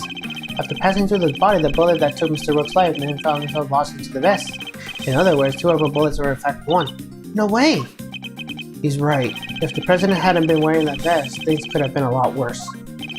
And he wasn't injured at all by the impact? Even while constructed by a vest, the bullet can inflict serious damage. Sure, everyone glanced about broken bones that way. But the president's okay. He made his strong stuff. Sounds like he didn't even need a vest. Let's not get carried away here. I want that bullet ballistic markings analyzed. Remind me what those are again? Guns leave a unique pattern of grooves in every bullet they fire. By examining these grooves, we can use them to identify which gun it came from. Think of them as fingerprints of a sort. You can tell all that from a bullet, then what do we need for it in a nice way? Might be easier said than done. That bullet hit solid armor. The impact will have completely flattened it. You'll be lucky if there's anything left for forensics to find. What? It was all set for some analyzing.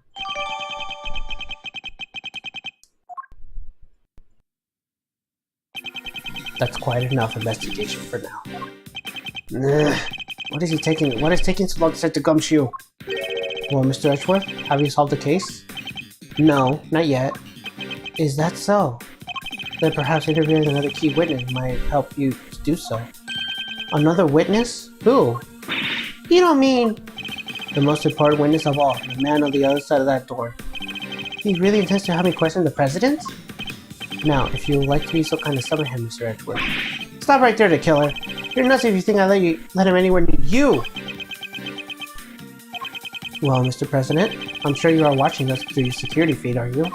In which case, I politely request that you show yourself.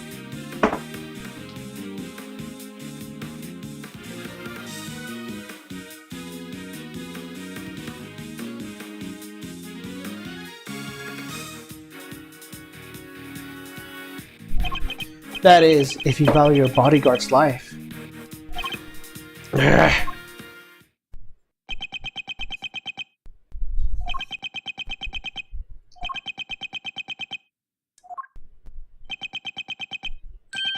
Well then, if nothing else, we now know what kind of man you really are.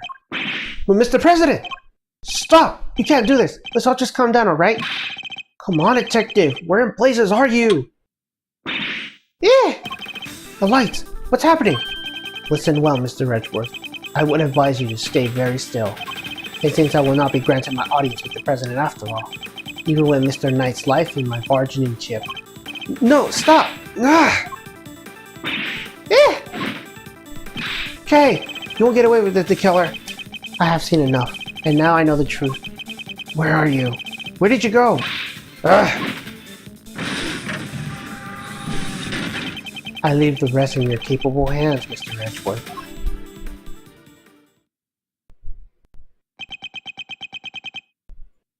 Worth. Mr. Edgeworth. Is that the gumshoe? Sir! Mr. Edgeworth, sir!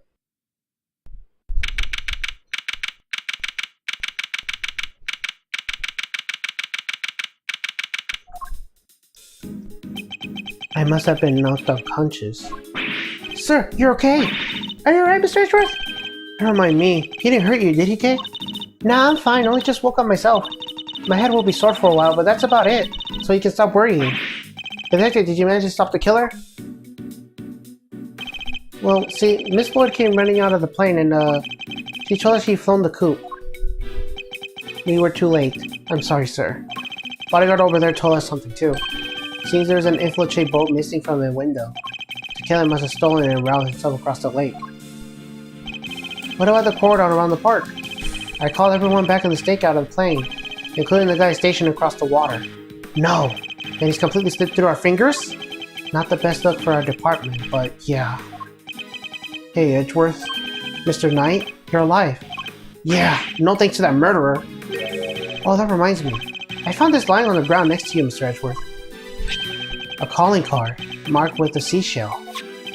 Guess he wanted to leave a message. The killer usually leaves these next to the bodies of his victims. But you're not dead, sir. But I could have been. Maybe that's the message. I can't stop thinking about his parting words. I have seen enough, and now I know the truth. I leave the rest in your capable hands, Mr. Edgeworth. And now I know the truth. The truth about what? Roger that. All clear out, sir. Over. What's going on? That was the president. He's coming out. Now?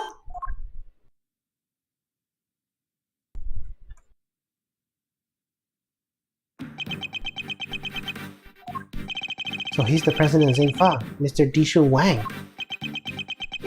And you are? It's an honor to meet you, Mr. President. My name is Miles Edgeworth. The honor's all mine, Mr. Edgeworth. I am Dishu Wang. Your efforts on behalf of Zingfa have not gone unnoticed. You avert something of a crisis. You must be referring to the Yatagarasu case. Thank you, sir. But all I did is solve a few local cases of murder. You are too humble. I have been observing your investigation. You are an apprentice operator, Mr. Edgeworth, even if the killer did get away. That's very kind of you to say. So he was watched through the security feed. Sadly, I must inform you that this is far from your investigation goals. What do you mean? Hear me, foolish prosecutor, for I shall say this only once. Night has apprised me of the state of affairs. And from this point forward, this case will be handled by Zingfa's police force, the finest in the world. Even with the kill out of the picture, they're still looking to get me thrown off the case? What do you think you're doing, pal? Nobody touched the searcher like that. If it hadn't been for him, the killer would have... Detective! Forgive him, Mr. President, but I must confess to being somewhat confused. I fail to see how and why this case falls into Zingfa's jurisdiction. You fail to see? Enough, puny prosecutor. You seek explanations of the head of state? I say no, 1,000 times no. I will not explain myself to you. Now hand over the evidence you have gathered and remove yourselves from this play. I'll do as you say if I were you, Mr. Edgeworth. This can't really be the end of the line, can it?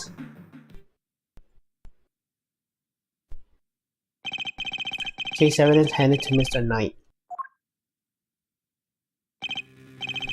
Why? Why let us come so far only to pull the case out from front of us? Now, you may leave. Knight, detain the suspect. Yes, sir. Right away. To make an attempt on my life? To murder one of my faithful servants? The infantry and the villainy! I didn't murder nobody. Shut your mouth, Miss Journalist. Answer me this. And the world already allows you with lies, with depression, with synth incriminating. Can we stand by and still forgive another crime to go unpunished? I say no, 1,000 times no. There can be no forgiveness. There can be no surrender. Why, you may ask me? Then I will tell you. He's hiding something. I'm certain of it. Nom, nom, nom, nom. And if I leave now, we'll never know the truth. Mr. Edgeworth, sir! Mr. Edgeworth, there's gotta be something we could do.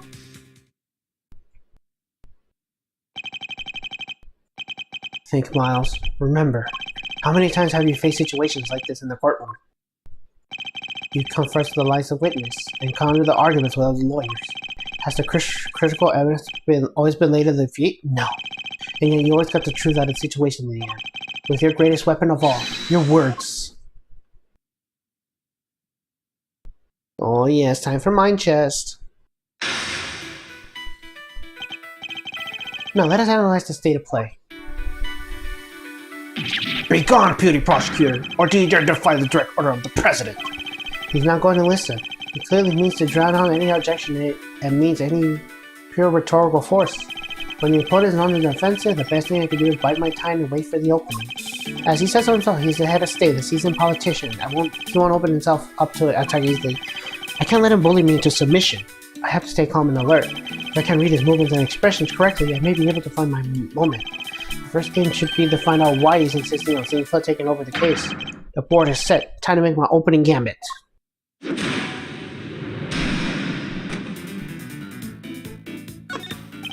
Please, about the case. Can I give you permission to speak? No, 1,000 times no.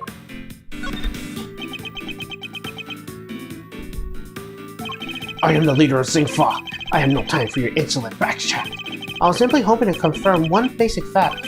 You say that the investigation will now be assigned to your national police force? I do. Now enough of your pointless questions.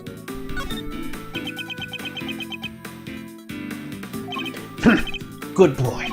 The interior of this plane is Soviet territory, Sigfrid. You have no rights here. Is that so? Could it be that our current location is of significance somehow? I should keep that in mind. It could be a useful clue. Could you at least explain to me why I'm off the case? Imbecile! Cease your into the javelin! I need not explain to you so few. My reasons are my own. They are none of your concern. Perhaps I tried to employ my clue. In the course of our conversation, I have to know certain facts of your behavior, Mr. President. For example, you seem particularly aggressive when discussing our current location. You smartly smart, Alec. As you said so yourself, our presidential plane is a Soviet territory in Xingfa. And from that, we could interior.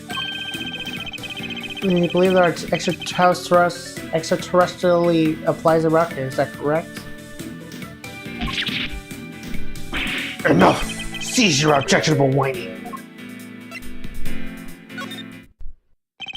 You can rant and roar all you like, but you won't escape my scrutiny. It was unmistakable. The moment I mentioned extraterrestrially, you became visibly agitated.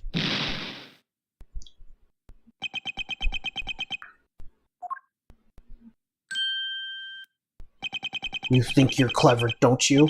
Let me answer your little question.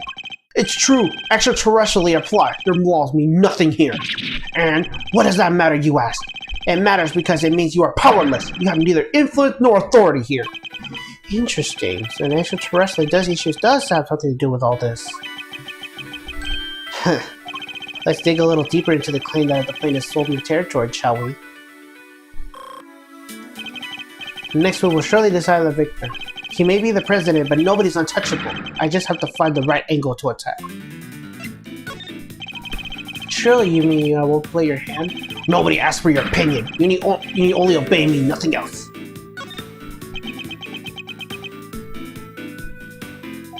You dare tell me how to govern, how to lead? You dare contradict me? On the matter of Miss Lloyd's guilt? Yes, I do. No, she is guilty. She is the culprit. There is nothing left to debate.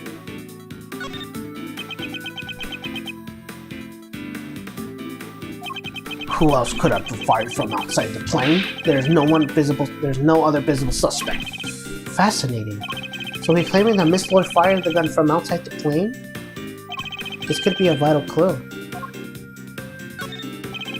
You believe that extraterrestrially applies here, but can you prove it? Do you even understand what you are asking? Of course, if I didn't, I wouldn't ask it.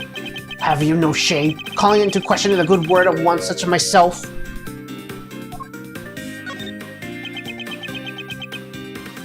I have no more time for this. You clearly cannot be saved from your own foolishness. You needn't worry about me. I'm not the one who needs saving. That would be Miss Lloyd, the woman who is being wrongfully accused of this crime. Your chivalry is admirable, but it changes nothing. The right extraterrestrially cannot be denied. This is Xingfa! Time to deploy my clue.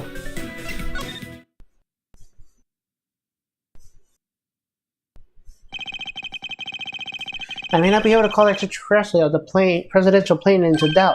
However, according to you, she shot her from outside the aircraft, correct? In which case, extraterrestrially could not have possibly applied in this case. Your assertion is entirely without merit, and the determination of Miss Lloyd cannot be justified. How could I have bested by a mere prosecutor? But I am the president! The president! Checkmate.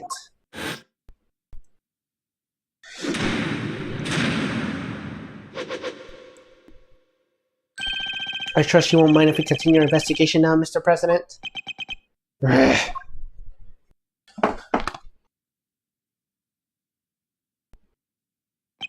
I hereby officially and unreservedly confirm my approval. Consider it a gesture of a magnificence and generosity in which my good office is known. Yes, without noble acts such as these. Unmistakably and irretrievably, for which reason we hereby... There can be no other outcome, for our goals are lofty and our hearts. People of Xingfa, I swear to you here and now, this investigation will continue. All that when he could have just said, okay, you got me. Mr. Knight, if you would care to return the evidence? Take it. We did it, Mr. Edgeworth. We sure did, and now the investigation can continue. Whatever, enjoy your pocket full of pawns. I'll be over here enjoying how you put them into play. Then you will definitely enjoy my next move. Mr. President, one more favor if you would be so kind. What is it? Would you please give us our testimony concerning the incident itself? No, you want me to testify? Whoa, that's your next move? If you want the President to testify, you have to take him to court. All in good time, Mr. Knight. He will get his day in court soon enough. But if a person of interest refuses to cooperate in this investigation stage of the process, he'll be obliged to produce detailed certification as to their reasons for doing so. That's... What's the matter? Is there something you'd rather we didn't know? Stand down, Knight. I'll do as the prosecutor asks. Thank you for your cooperation. Now listen, and listen well.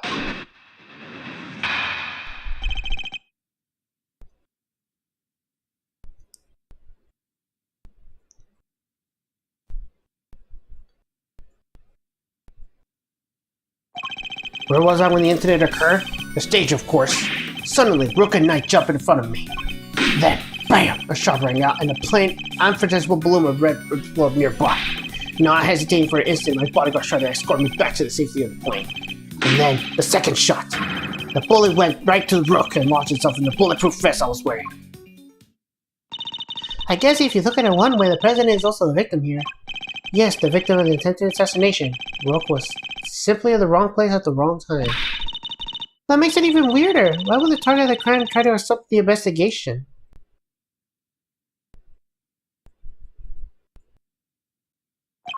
My guess is that there's something behind all this that he didn't want to make public. A cupboard, huh? I know there's no more to the case than meets the eye. If the President is the only one who knows the truth, is that right, Mr. Knight? Time to get to the bottom of this once and for all.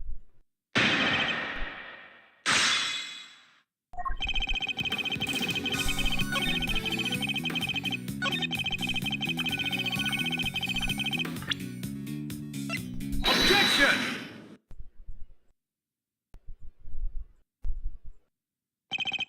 You say it was a plate red balloon that burst, but I strongly beg to differ.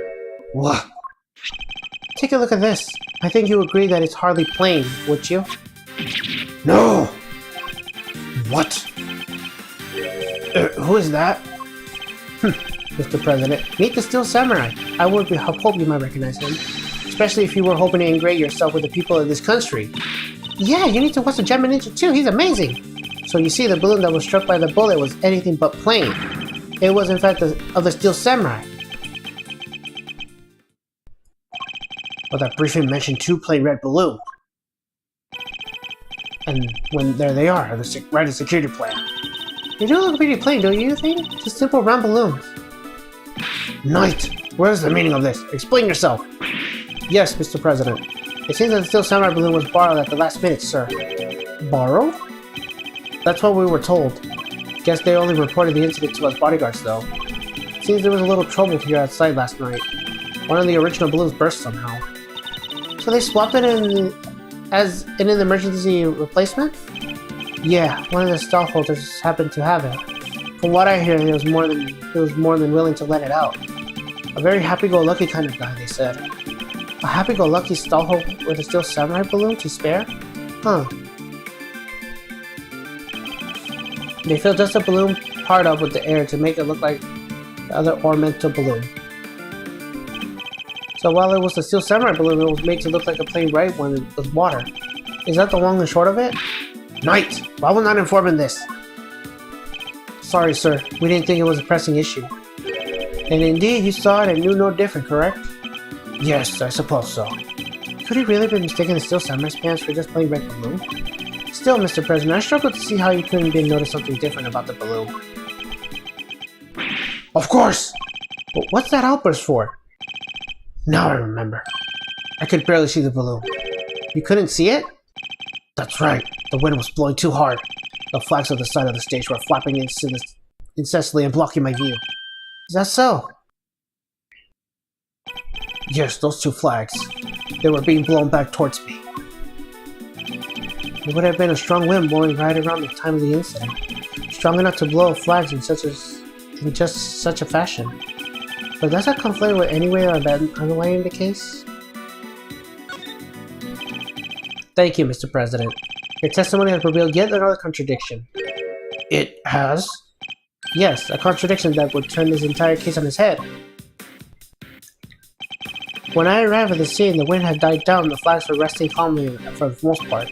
But if the wind had previously been blowing the flags as the President described, a certain piece of evidence suddenly takes a very different meaning.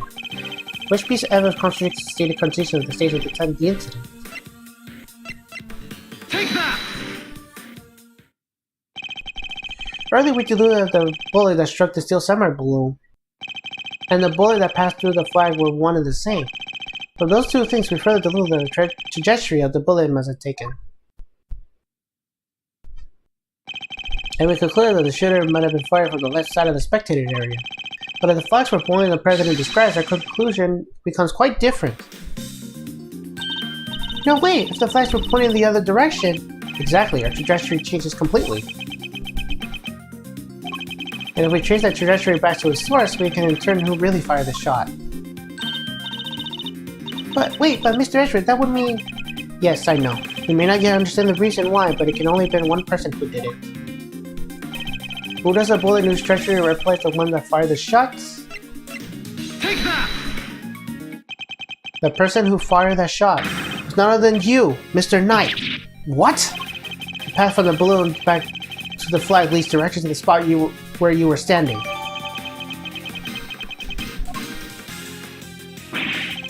Well, the guy's one of the President's bodyguards. Why the heck would he go around shooting balloons? This is absurd. What exactly are you trying to imply? That Mr. Knight, a man who saved my life countless times, is my would-be assassin? Seriously, Edgeworth, we put up with a lot from you, but this? We're President Wayne's bodyguards. We're the pieces put forward to protect the king. I'll handle this, Knight. Sorry, sir. Mr. Edgeworth, the wind is indeed blowing quite fiercely around the time of my speech. But the wind can pick up and die away in the instant, can it not? Therefore, I need proof that it was blowing hard enough to lift the flags during a crucial moment. The first shot was fired right around the time the President raised his fist.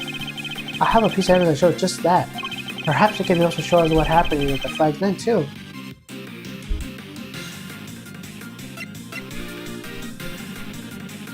Take that! The proof is in this picture right here. This should be good. Which picture? Where?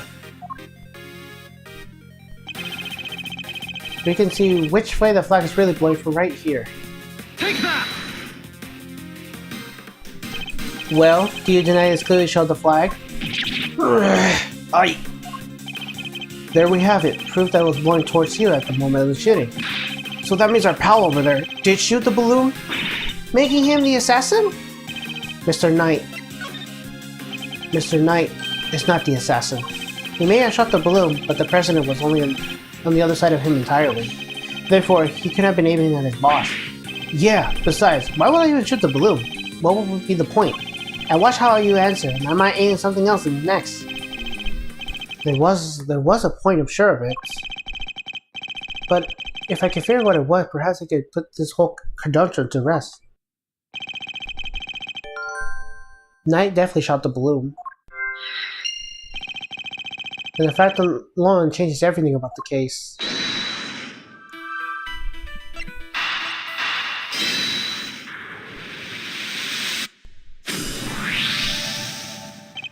Why did a Knight Assignment's position change? I told you, I can't turn my neck on the right. I could only cover the President's left side. So I wound up moving to the right side of the stage. But is that the only reason? Let us suppose that the plan hadn't changed, that Knight was remained positioned on the left. Given that he was unable to turn his head to the right, would he even been able to shoot the balloon closest to him? Could it be that the security plan was changed for the express purpose of popping one of the balloons? And if we suppose that is the case, the two plans were different. Was the security detail reorganized at some point? Yeah, we made some last-minute changes yesterday. President's orders. That's right, the President was the one who ordered the change.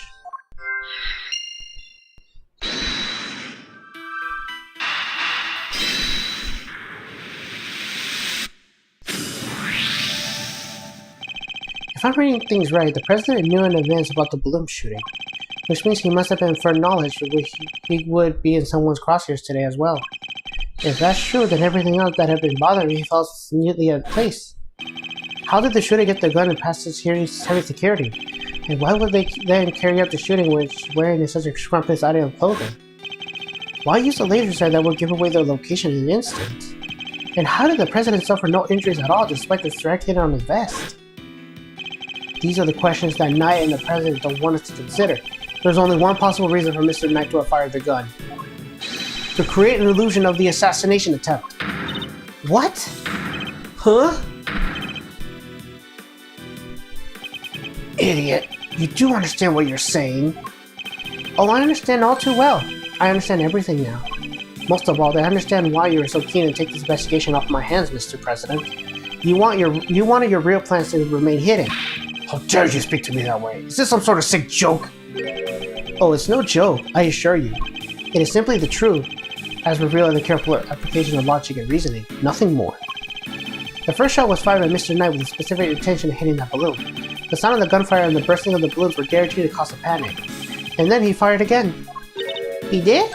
Yes, he fired 2 bullets, both of which aimed at the balloon. As for why he did so, it's because the second shot was destined to create expression that the president had been hit. So then what's the deal with the one in the vest? I'm willing to bet that the bullet was planted there long before the shooting ever occurred. So Mr. Heroic President didn't take a bullet after all? That's not true. I was shot, I tell you. We'll be able to verify that ourselves once we take a closer look at the bullet. At the very least, we can expect to find traces of Mr. Rook's blood on it, correct? But you said so yourself. You found the shooter in the photograph, the one with the red hood. I thought I made myself clear. The treasury points at one possible shooter, Mr. Knight. Then where does Tabby fit on this? She was simply one part of their plan. In order to place the suspicion elsewhere, they said about creating a fake assassin. The highly suspicious person with the red hood! I had read to a certain exactly how competent Miss Lloyd was at this whole scheme, but I can say with some confidence that none of the shots were fired by her. I suspect her only job was to point a laser sight at the president. That's right! Then I was tasked with turning her jacket inside out the moment the crowd flew into panic, yes. Thus making the mysterious red-hooded shooter disappear in a blink of an eye. Then when the gun and security plans were later found in the trash can, they would all appear to be the work of assassins so skilled that they would vanish into thin air. But then the case would have gone cold. Exactly what our friends here were hoping for. Makes sense now why they want you off the case. Indeed, because the entire affair was a cheap ruse perpetrated by the president himself.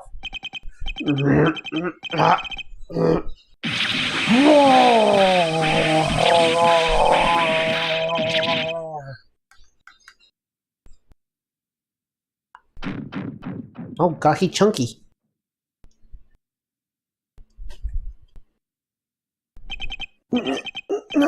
No, The presidential mask has well and truly slipped. Admit it, the entire assassination was a lie, wasn't it? If that stupid chief prosecutor had insisted on inciting you. How could I let this happen? Objection! That's enough, Edgeworth. That is a dope objection. That's kind of better than the fan translation version, in my opinion. Mr. Knight! Sorry, but I'm speaking with the president right now. Yeah, well, I'm doing my job as a knight and protecting my king. My dude revolver also a lot. So go ahead, keep running your mouth. Perhaps it would be better if we stuck to threatening each other with words? He wouldn't, would he? Nah, I don't need this thing to shut you up. Alright, my move. Question. You claim I fired my gun from on stage? How would you figure I did that in front of the crowd of thousands? An excellent point. Time for my counter move, I suppose. You had a certain something that allowed you to conceal your actions. A certain something, huh? Mighty specific. What did Knight use to hide his actions from the crowd? Take that! My attaché case? Yes, take a look at case photograph.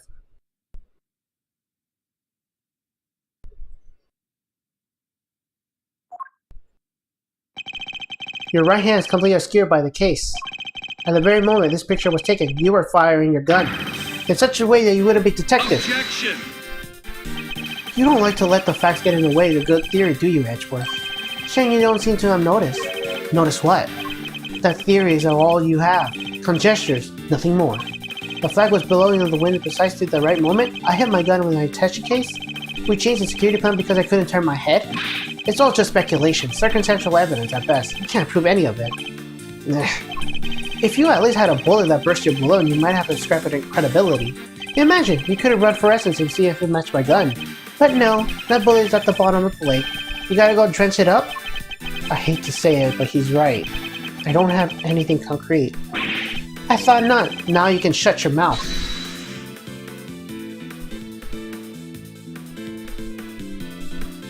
Miss Lloyd? Of course, she could shed some light on this whole situation. I just need to get her to talk. What's the matter? Something you want to say, Miss Journalist? No, never mind. That's what I thought. Miss Lloyd! I need you to be brave. If you don't speak up, the truth will be lost forever. You are a journalist, after all, are you not? Dang it! I can't stay quiet any longer. Hey, you understand what you're doing, right? I think carefully before opening that mouth of yours. I was so focused on bagging me a scoop, I forgot the most important thing of all. Real journalists don't lie. Ain't no dang scoop if I ain't the truth. I'm sorry, Mr. Edgeworth, I should have showed you this before. What is it? It's the laser pointer I used on the president. But that's all I've done. I never showed nobody. You stupid. I thought I told you, you squeal, and you go down as accomplice. It was him. He told me to do it.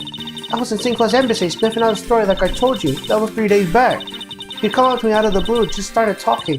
Help me out, I'll get you an exclusive access to the president. That kind of stuff. But what about the gun in the trash can?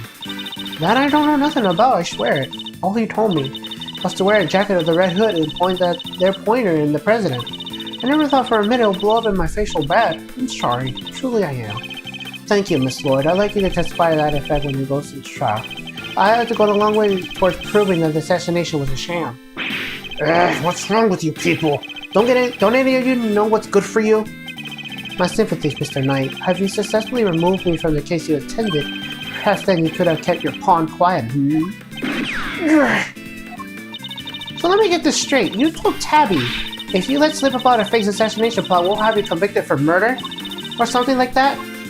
Of all the dirty... I said no such thing. President Wang? Give it up, Knight. It's time we came clean. It's our only choice. So, Mr. President, you admit it? You admit that there is a plot of fake assassination attempt? I do. I'm sorry. But why? Why do something like that? My popularity has been on my way back home. I thought surviving an attempt on my life might give me a boost I needed. I know what I did was wrong, so yes, it was all lies. All of it. And the bullet in the vest? It was planted ahead of time. I wasn't hit by anything today.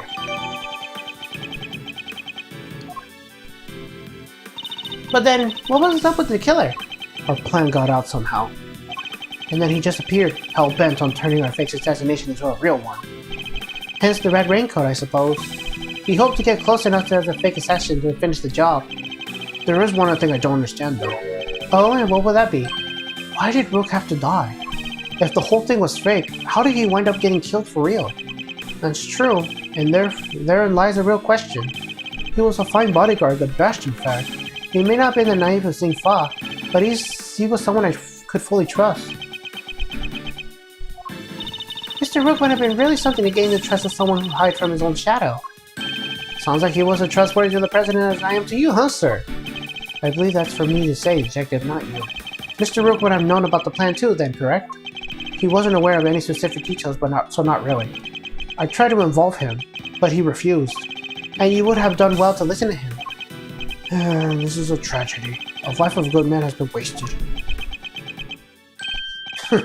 What was so great about him anyways? What's gotten into him?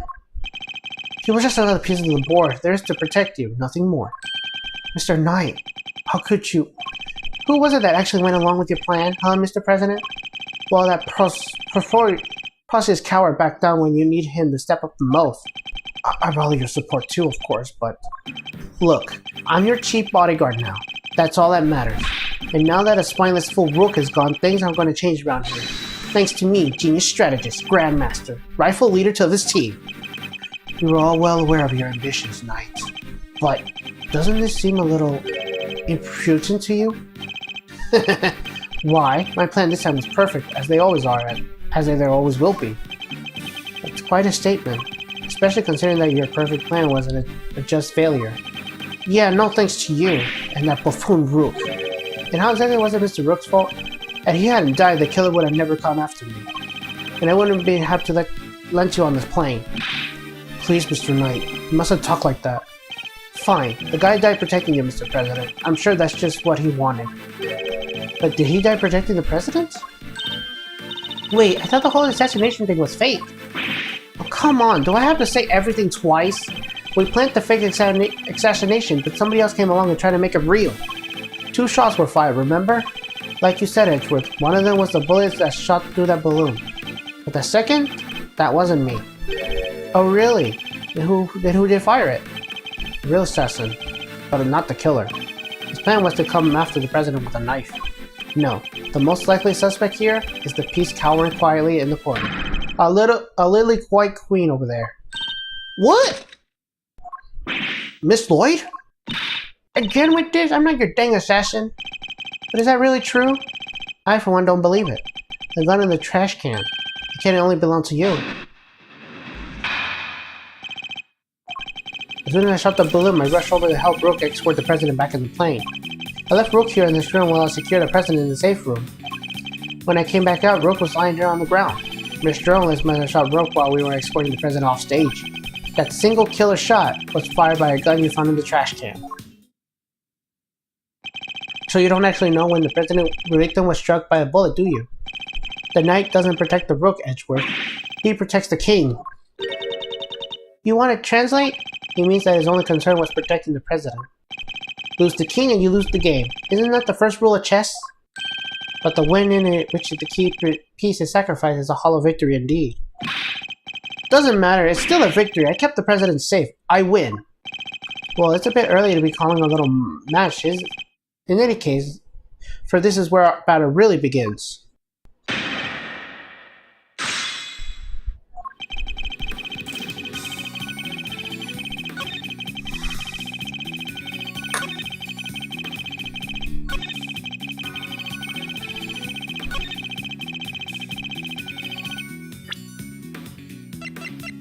Objection!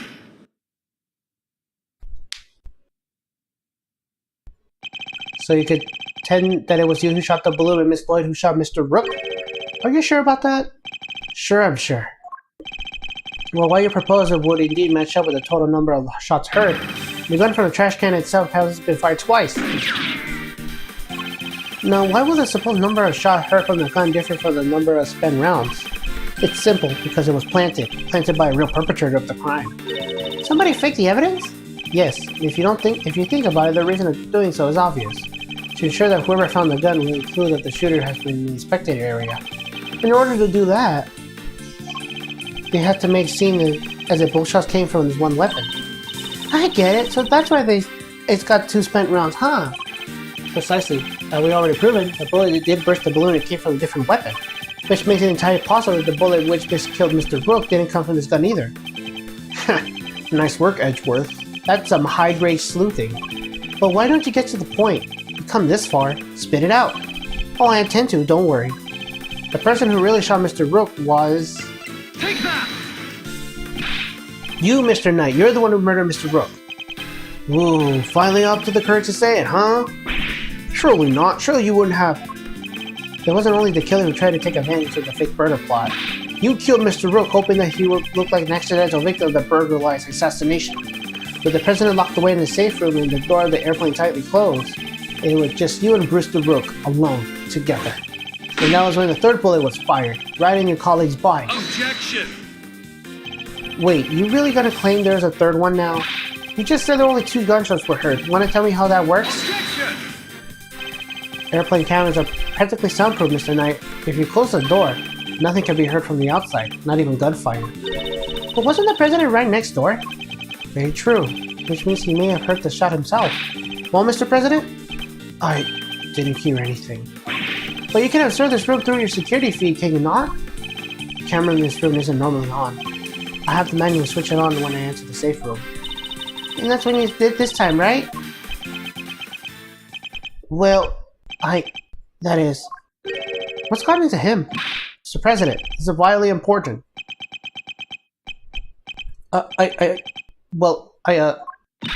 Please, President Wang. Fine, I was busy hiding under my bed, cowering my ears. What? You knew the whole thing wasn't real? Yes, because I hate the sound of guns. Just the slightest hint of that awful noise and... Oh, it's just too much.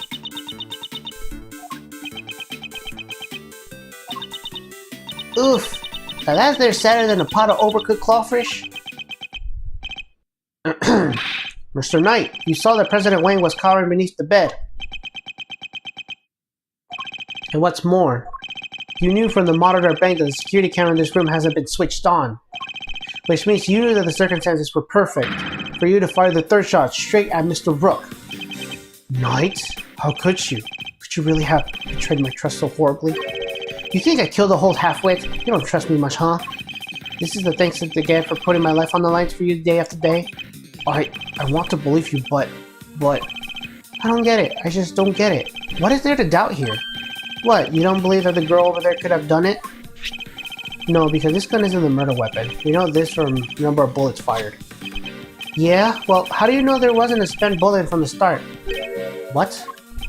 Someone could have fired a bullet from that gun yesterday or the day before.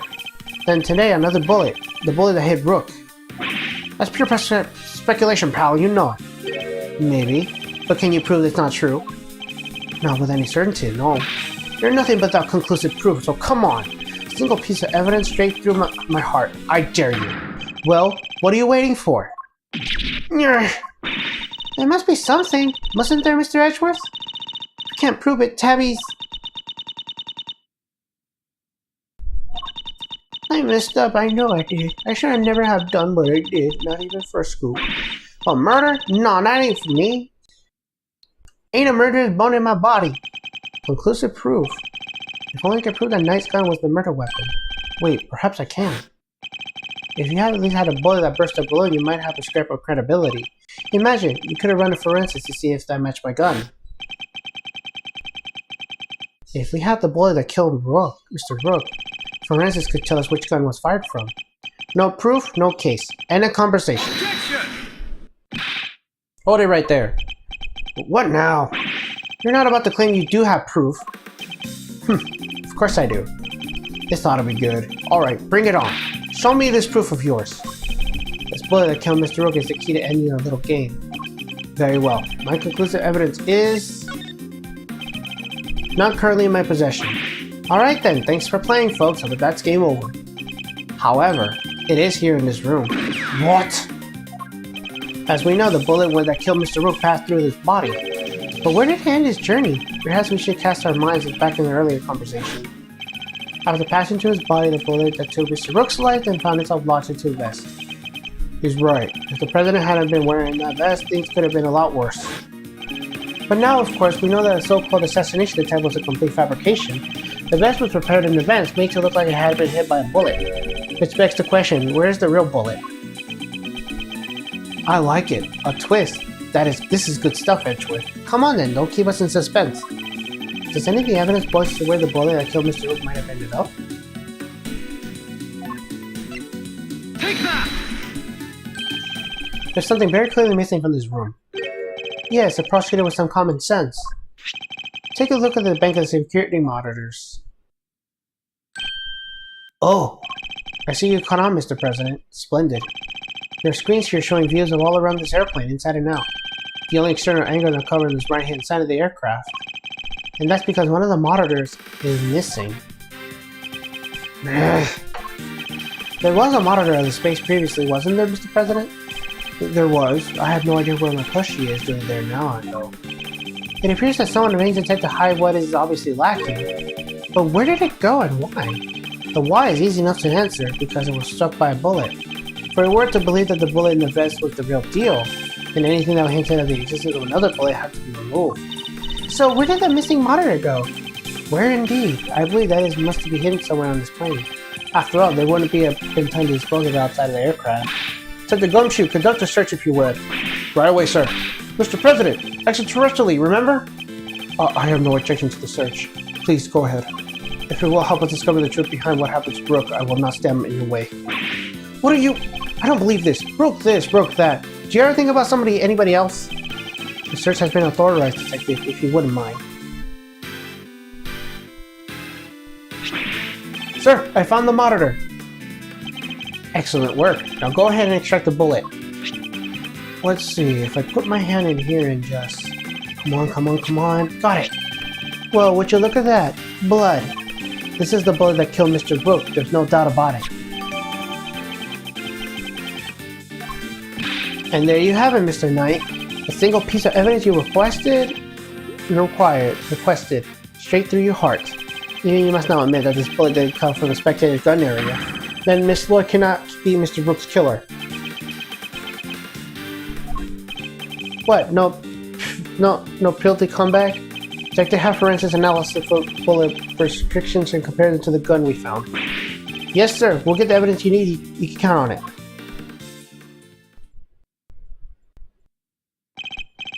Alright, let's hear what forensics has to say. Our findings as follows, sirs. Firstly, the blood in this bullet is indeed that of the victim, proving that it was the bullet that killed Mr. Rook. Secondly, we found Mr. Knight's fingerprints on the gun, probably from when we handed all the evidence over to him. Now for the key part, restrictions. If they're not the match, then Miss Lloyd is in the clear. Lastly, the restrictions of this bullet are the match with this weapon. What? But how can that be? No way! Oh, come on! There's no doubt about it, sir. This is the gun that fired the bullet. But how? Well, isn't that something? Conclusive proof that I was right. What's the matter? You didn't think you had me back into a corner, did you? Guess you misread the board. Because the only one back into the corner here is you. There's no denying it. Forensics proved that the gun and the bullet are a match. The bullet that killed Brooke was fired from the gun you found in the spectator's area. So who would have pulled the trigger? It couldn't have been me. I was up on stage. This leaves your little friend. The hack killed Brooke. She's the murderer, and you just proved it. Your move, Edgeworth. But just remember two things. One, where you found that gun, and two, which gun the fatal bullet came from. Whichever way you look at it, it can't be proven. It cannot be a shooter. How did it come to this? Me and the president, we admit to faking the assassination attempt. Now it's your turn to admit something. Who the killer really is. There's no way Tabby did it, is there? Don't let him get to you, Kay. We just need to go over his statements again. There must be something further we can dilute from them. Okay, let's do this, Mr. Edgeworth.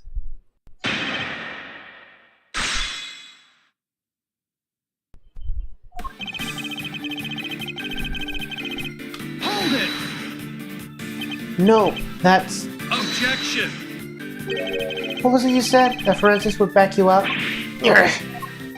How does it feel to be shot in the chest by your own conclusive proof, huh? Not so good, I imagine.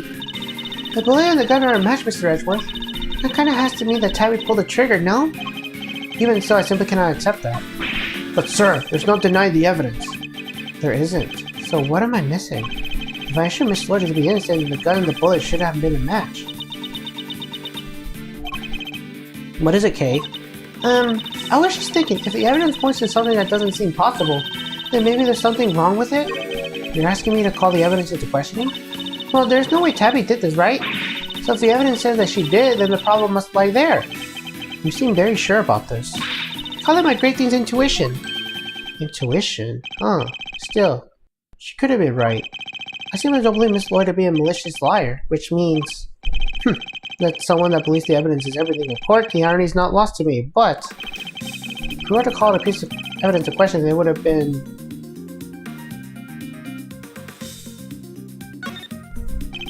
if something untoward is going on here, it would have been a revolver weapon, not the bullet. After all, we just recovered the bullet a little while ago. Furthermore, we know that Mr. Knight had an opportunity to handle the gun. Now hand over the evidence you have gathered and remove yourselves from this plane. I'll do as he says if I were you, Edgeworth. This can't really be the end of the line, Can it? Indeed, he has ample opportunity. There's no doubt this gun is the weapon that they used to kill Norrai. Which means it also belonged to... Take that! The gun belongs to Mr. Knight. They switched them around. That has to be it.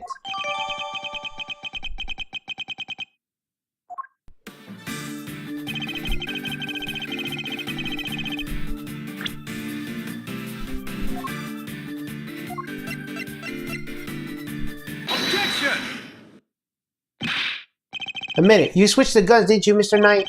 That's why the markings matched the weapon in question. It was yours all along. An intriguing move there, Edgeworth. And? You must have made the switch when I handed over the evidence. While I was busy trying to make a case for remaining on the investigation. You took the laser sight from the gun we found in the trash can and put it on your own. Then, not long afterwards, you handed that gun back to me instead of the one we found. I did, huh? I think I somehow knew you'd find General Brian forensics on the bullet sometime in the future. Is that so strange? You're a chess player after all. A man well used to thinking several moves ahead.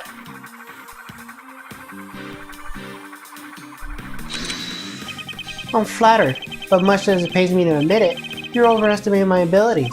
Besides, do you even have any proof that I made the switch?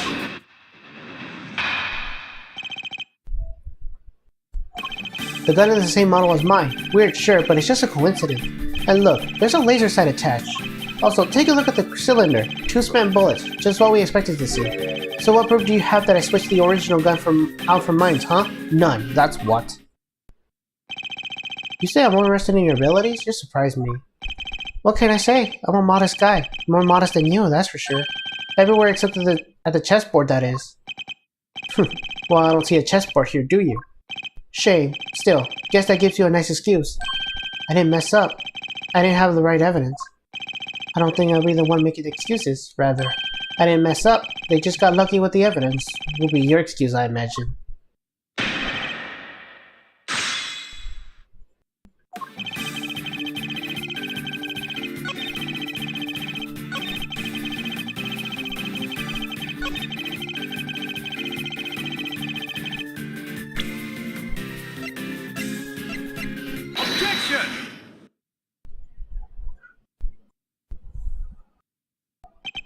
I have your proof. Right here. That's your proof? I think you've been working too hard, Mr. Edgeworth. Not the gun itself, the evidence it carries. Evidence that will prove once and for all that it does in fact belong to you. I'm looking forward to this. Go ahead, make your move. What's about to come to play? The rook? The bishop? Not the pawn, surely. The evidence the gun provided takes the form of... fingerprints. Namely, your fingerprints, Mr. Knight. Objection! My prints? Pah, of course my prints are on the gun. You handed it right to me when you gave up the evidence. How can they not be in there? What if I told you there are prints on the part of the gun that you shouldn't have touched at any point? What? Where? You can't prove that. Oh, but I can. There is a place where your fingerprints could have never been left until things happen as you say. Allow me to present the final piece of evidence that will bring your game to its rightful conclusion. It's probably called a grip. I held a few guns in my time, though they never felt quite right in my hands. This one is no exception. Here, look closely at the cylinder, Detective.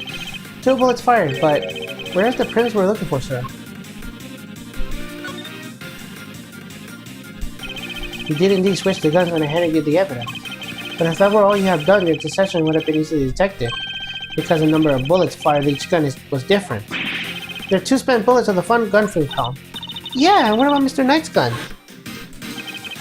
You know that he fired 2 bullets on the stage into the balloon. Then he fired another bullet into Mr. Rook, ending his life. So 3 bullets in total, plus a few odd ones to let loose unshot during our little game. And after each shot, he reloaded his gun out of habit. With his bare hands, of course. Officer, where exactly were Mr. Knight's fingerprints found? The ones you mentioned in your report. Sir, they were found in the exterior of the weapon, but also on the bullets themselves. I'm not sure they could have gotten there just from me handing you the evidence, Mr. Knight. And there we have it. Proof that you did indeed switch the guns. This gun, the one in which fired the bullet that killed Mr. Rook, is yours. And in taking his life, you are the true assassin. I did it. Checkmate. No!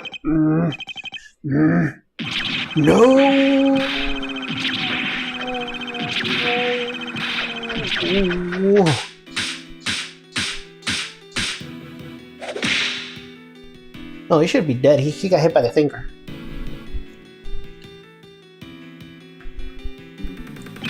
I was going to be the next chief of security. That blasted Rook. Had I not been for him, I would have been in charge by now. I would have been in control of the whole team. My plan was perfect. The fake examination is supposed to be flawless.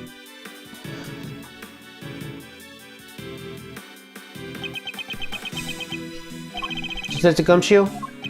Right away, sir. Curse you, Edgeworth. Our game isn't over yet. I'm afraid this is as far as we go for today. The next moves we'll play will be in the courtroom. But it's not fair! It's not fair!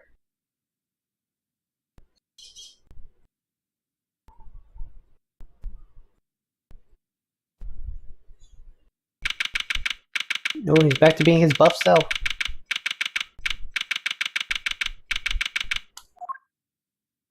Mr. Edgeworth, I owe you a debt of gratitude.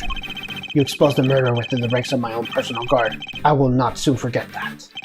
He's suddenly very presidential again now that we're back outside the plane. I saw, you know, when they first proposed the fake assassination to him. You want me to handle it, not Rook? Rook refused. But I can't rely on you, can I? Of course, sir. You can count on me. I'll put together a plan that can't possibly fail. And he'll play his part like the pawn he is. The hatred in his eyes were plain to see. He despised poor Rook. I was not entirely comfortable about moving forward with Knight in charge of our little deception. But looking back, I think he sensed my discomfort. I can't help thinking I played a part in his decision to end Rook's life. Mr. President, none of this would have happened if you hadn't plotted a fake and attempt on your life. That was your crime, and it is a crime you will have to live with. You are right. I can only apologize for the part I played, and I will no doubt be made to pay my actions in one way or another. But I thank you nonetheless. You solved the riddle of Rook's demise, and for that I shall be eternally grateful. I will be here in your country for a little while longer yet. And when I have returned home, perhaps you will visit us in St. Fa. You will always be welcome.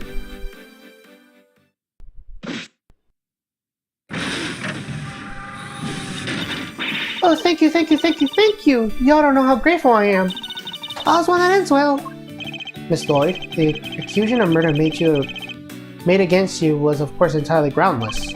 But the fact remains that you were a willing participant in the staged assassination attempt. The police will no doubt wish to speak to you about the matter. You should be aware that you may well be punished for your actions. I know, and I'm awfully shy about everything. Truly I am. But I understand your desire for scoop, but there are limits. There sure are. It got me a serious thinking to do. You did it, Mr. Ezra. That was something else. Local prosecutor solves assassination conundrum. Earns internal gratitude from president. How's that for a headline? Hey, now they're in my department. Mr. Prosecutor, how does it feel to solve such an important case? He must be over the moon. He certainly doesn't stay down for long. No comment. Dang, you one tight-lipped son of a gun. As well as I should be, this case is not over yet. It isn't? How come, sir? Because until we unveil the story behind this case, we'll never be completely over.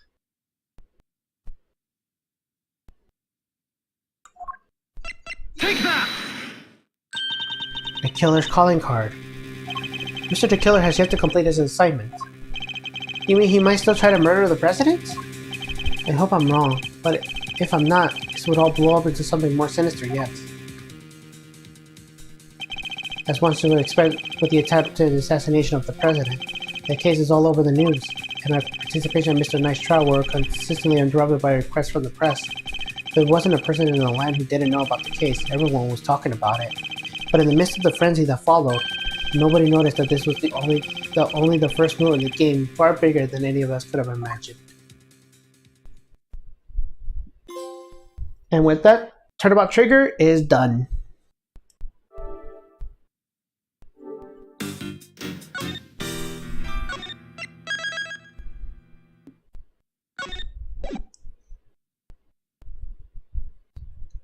Right, we will end it here.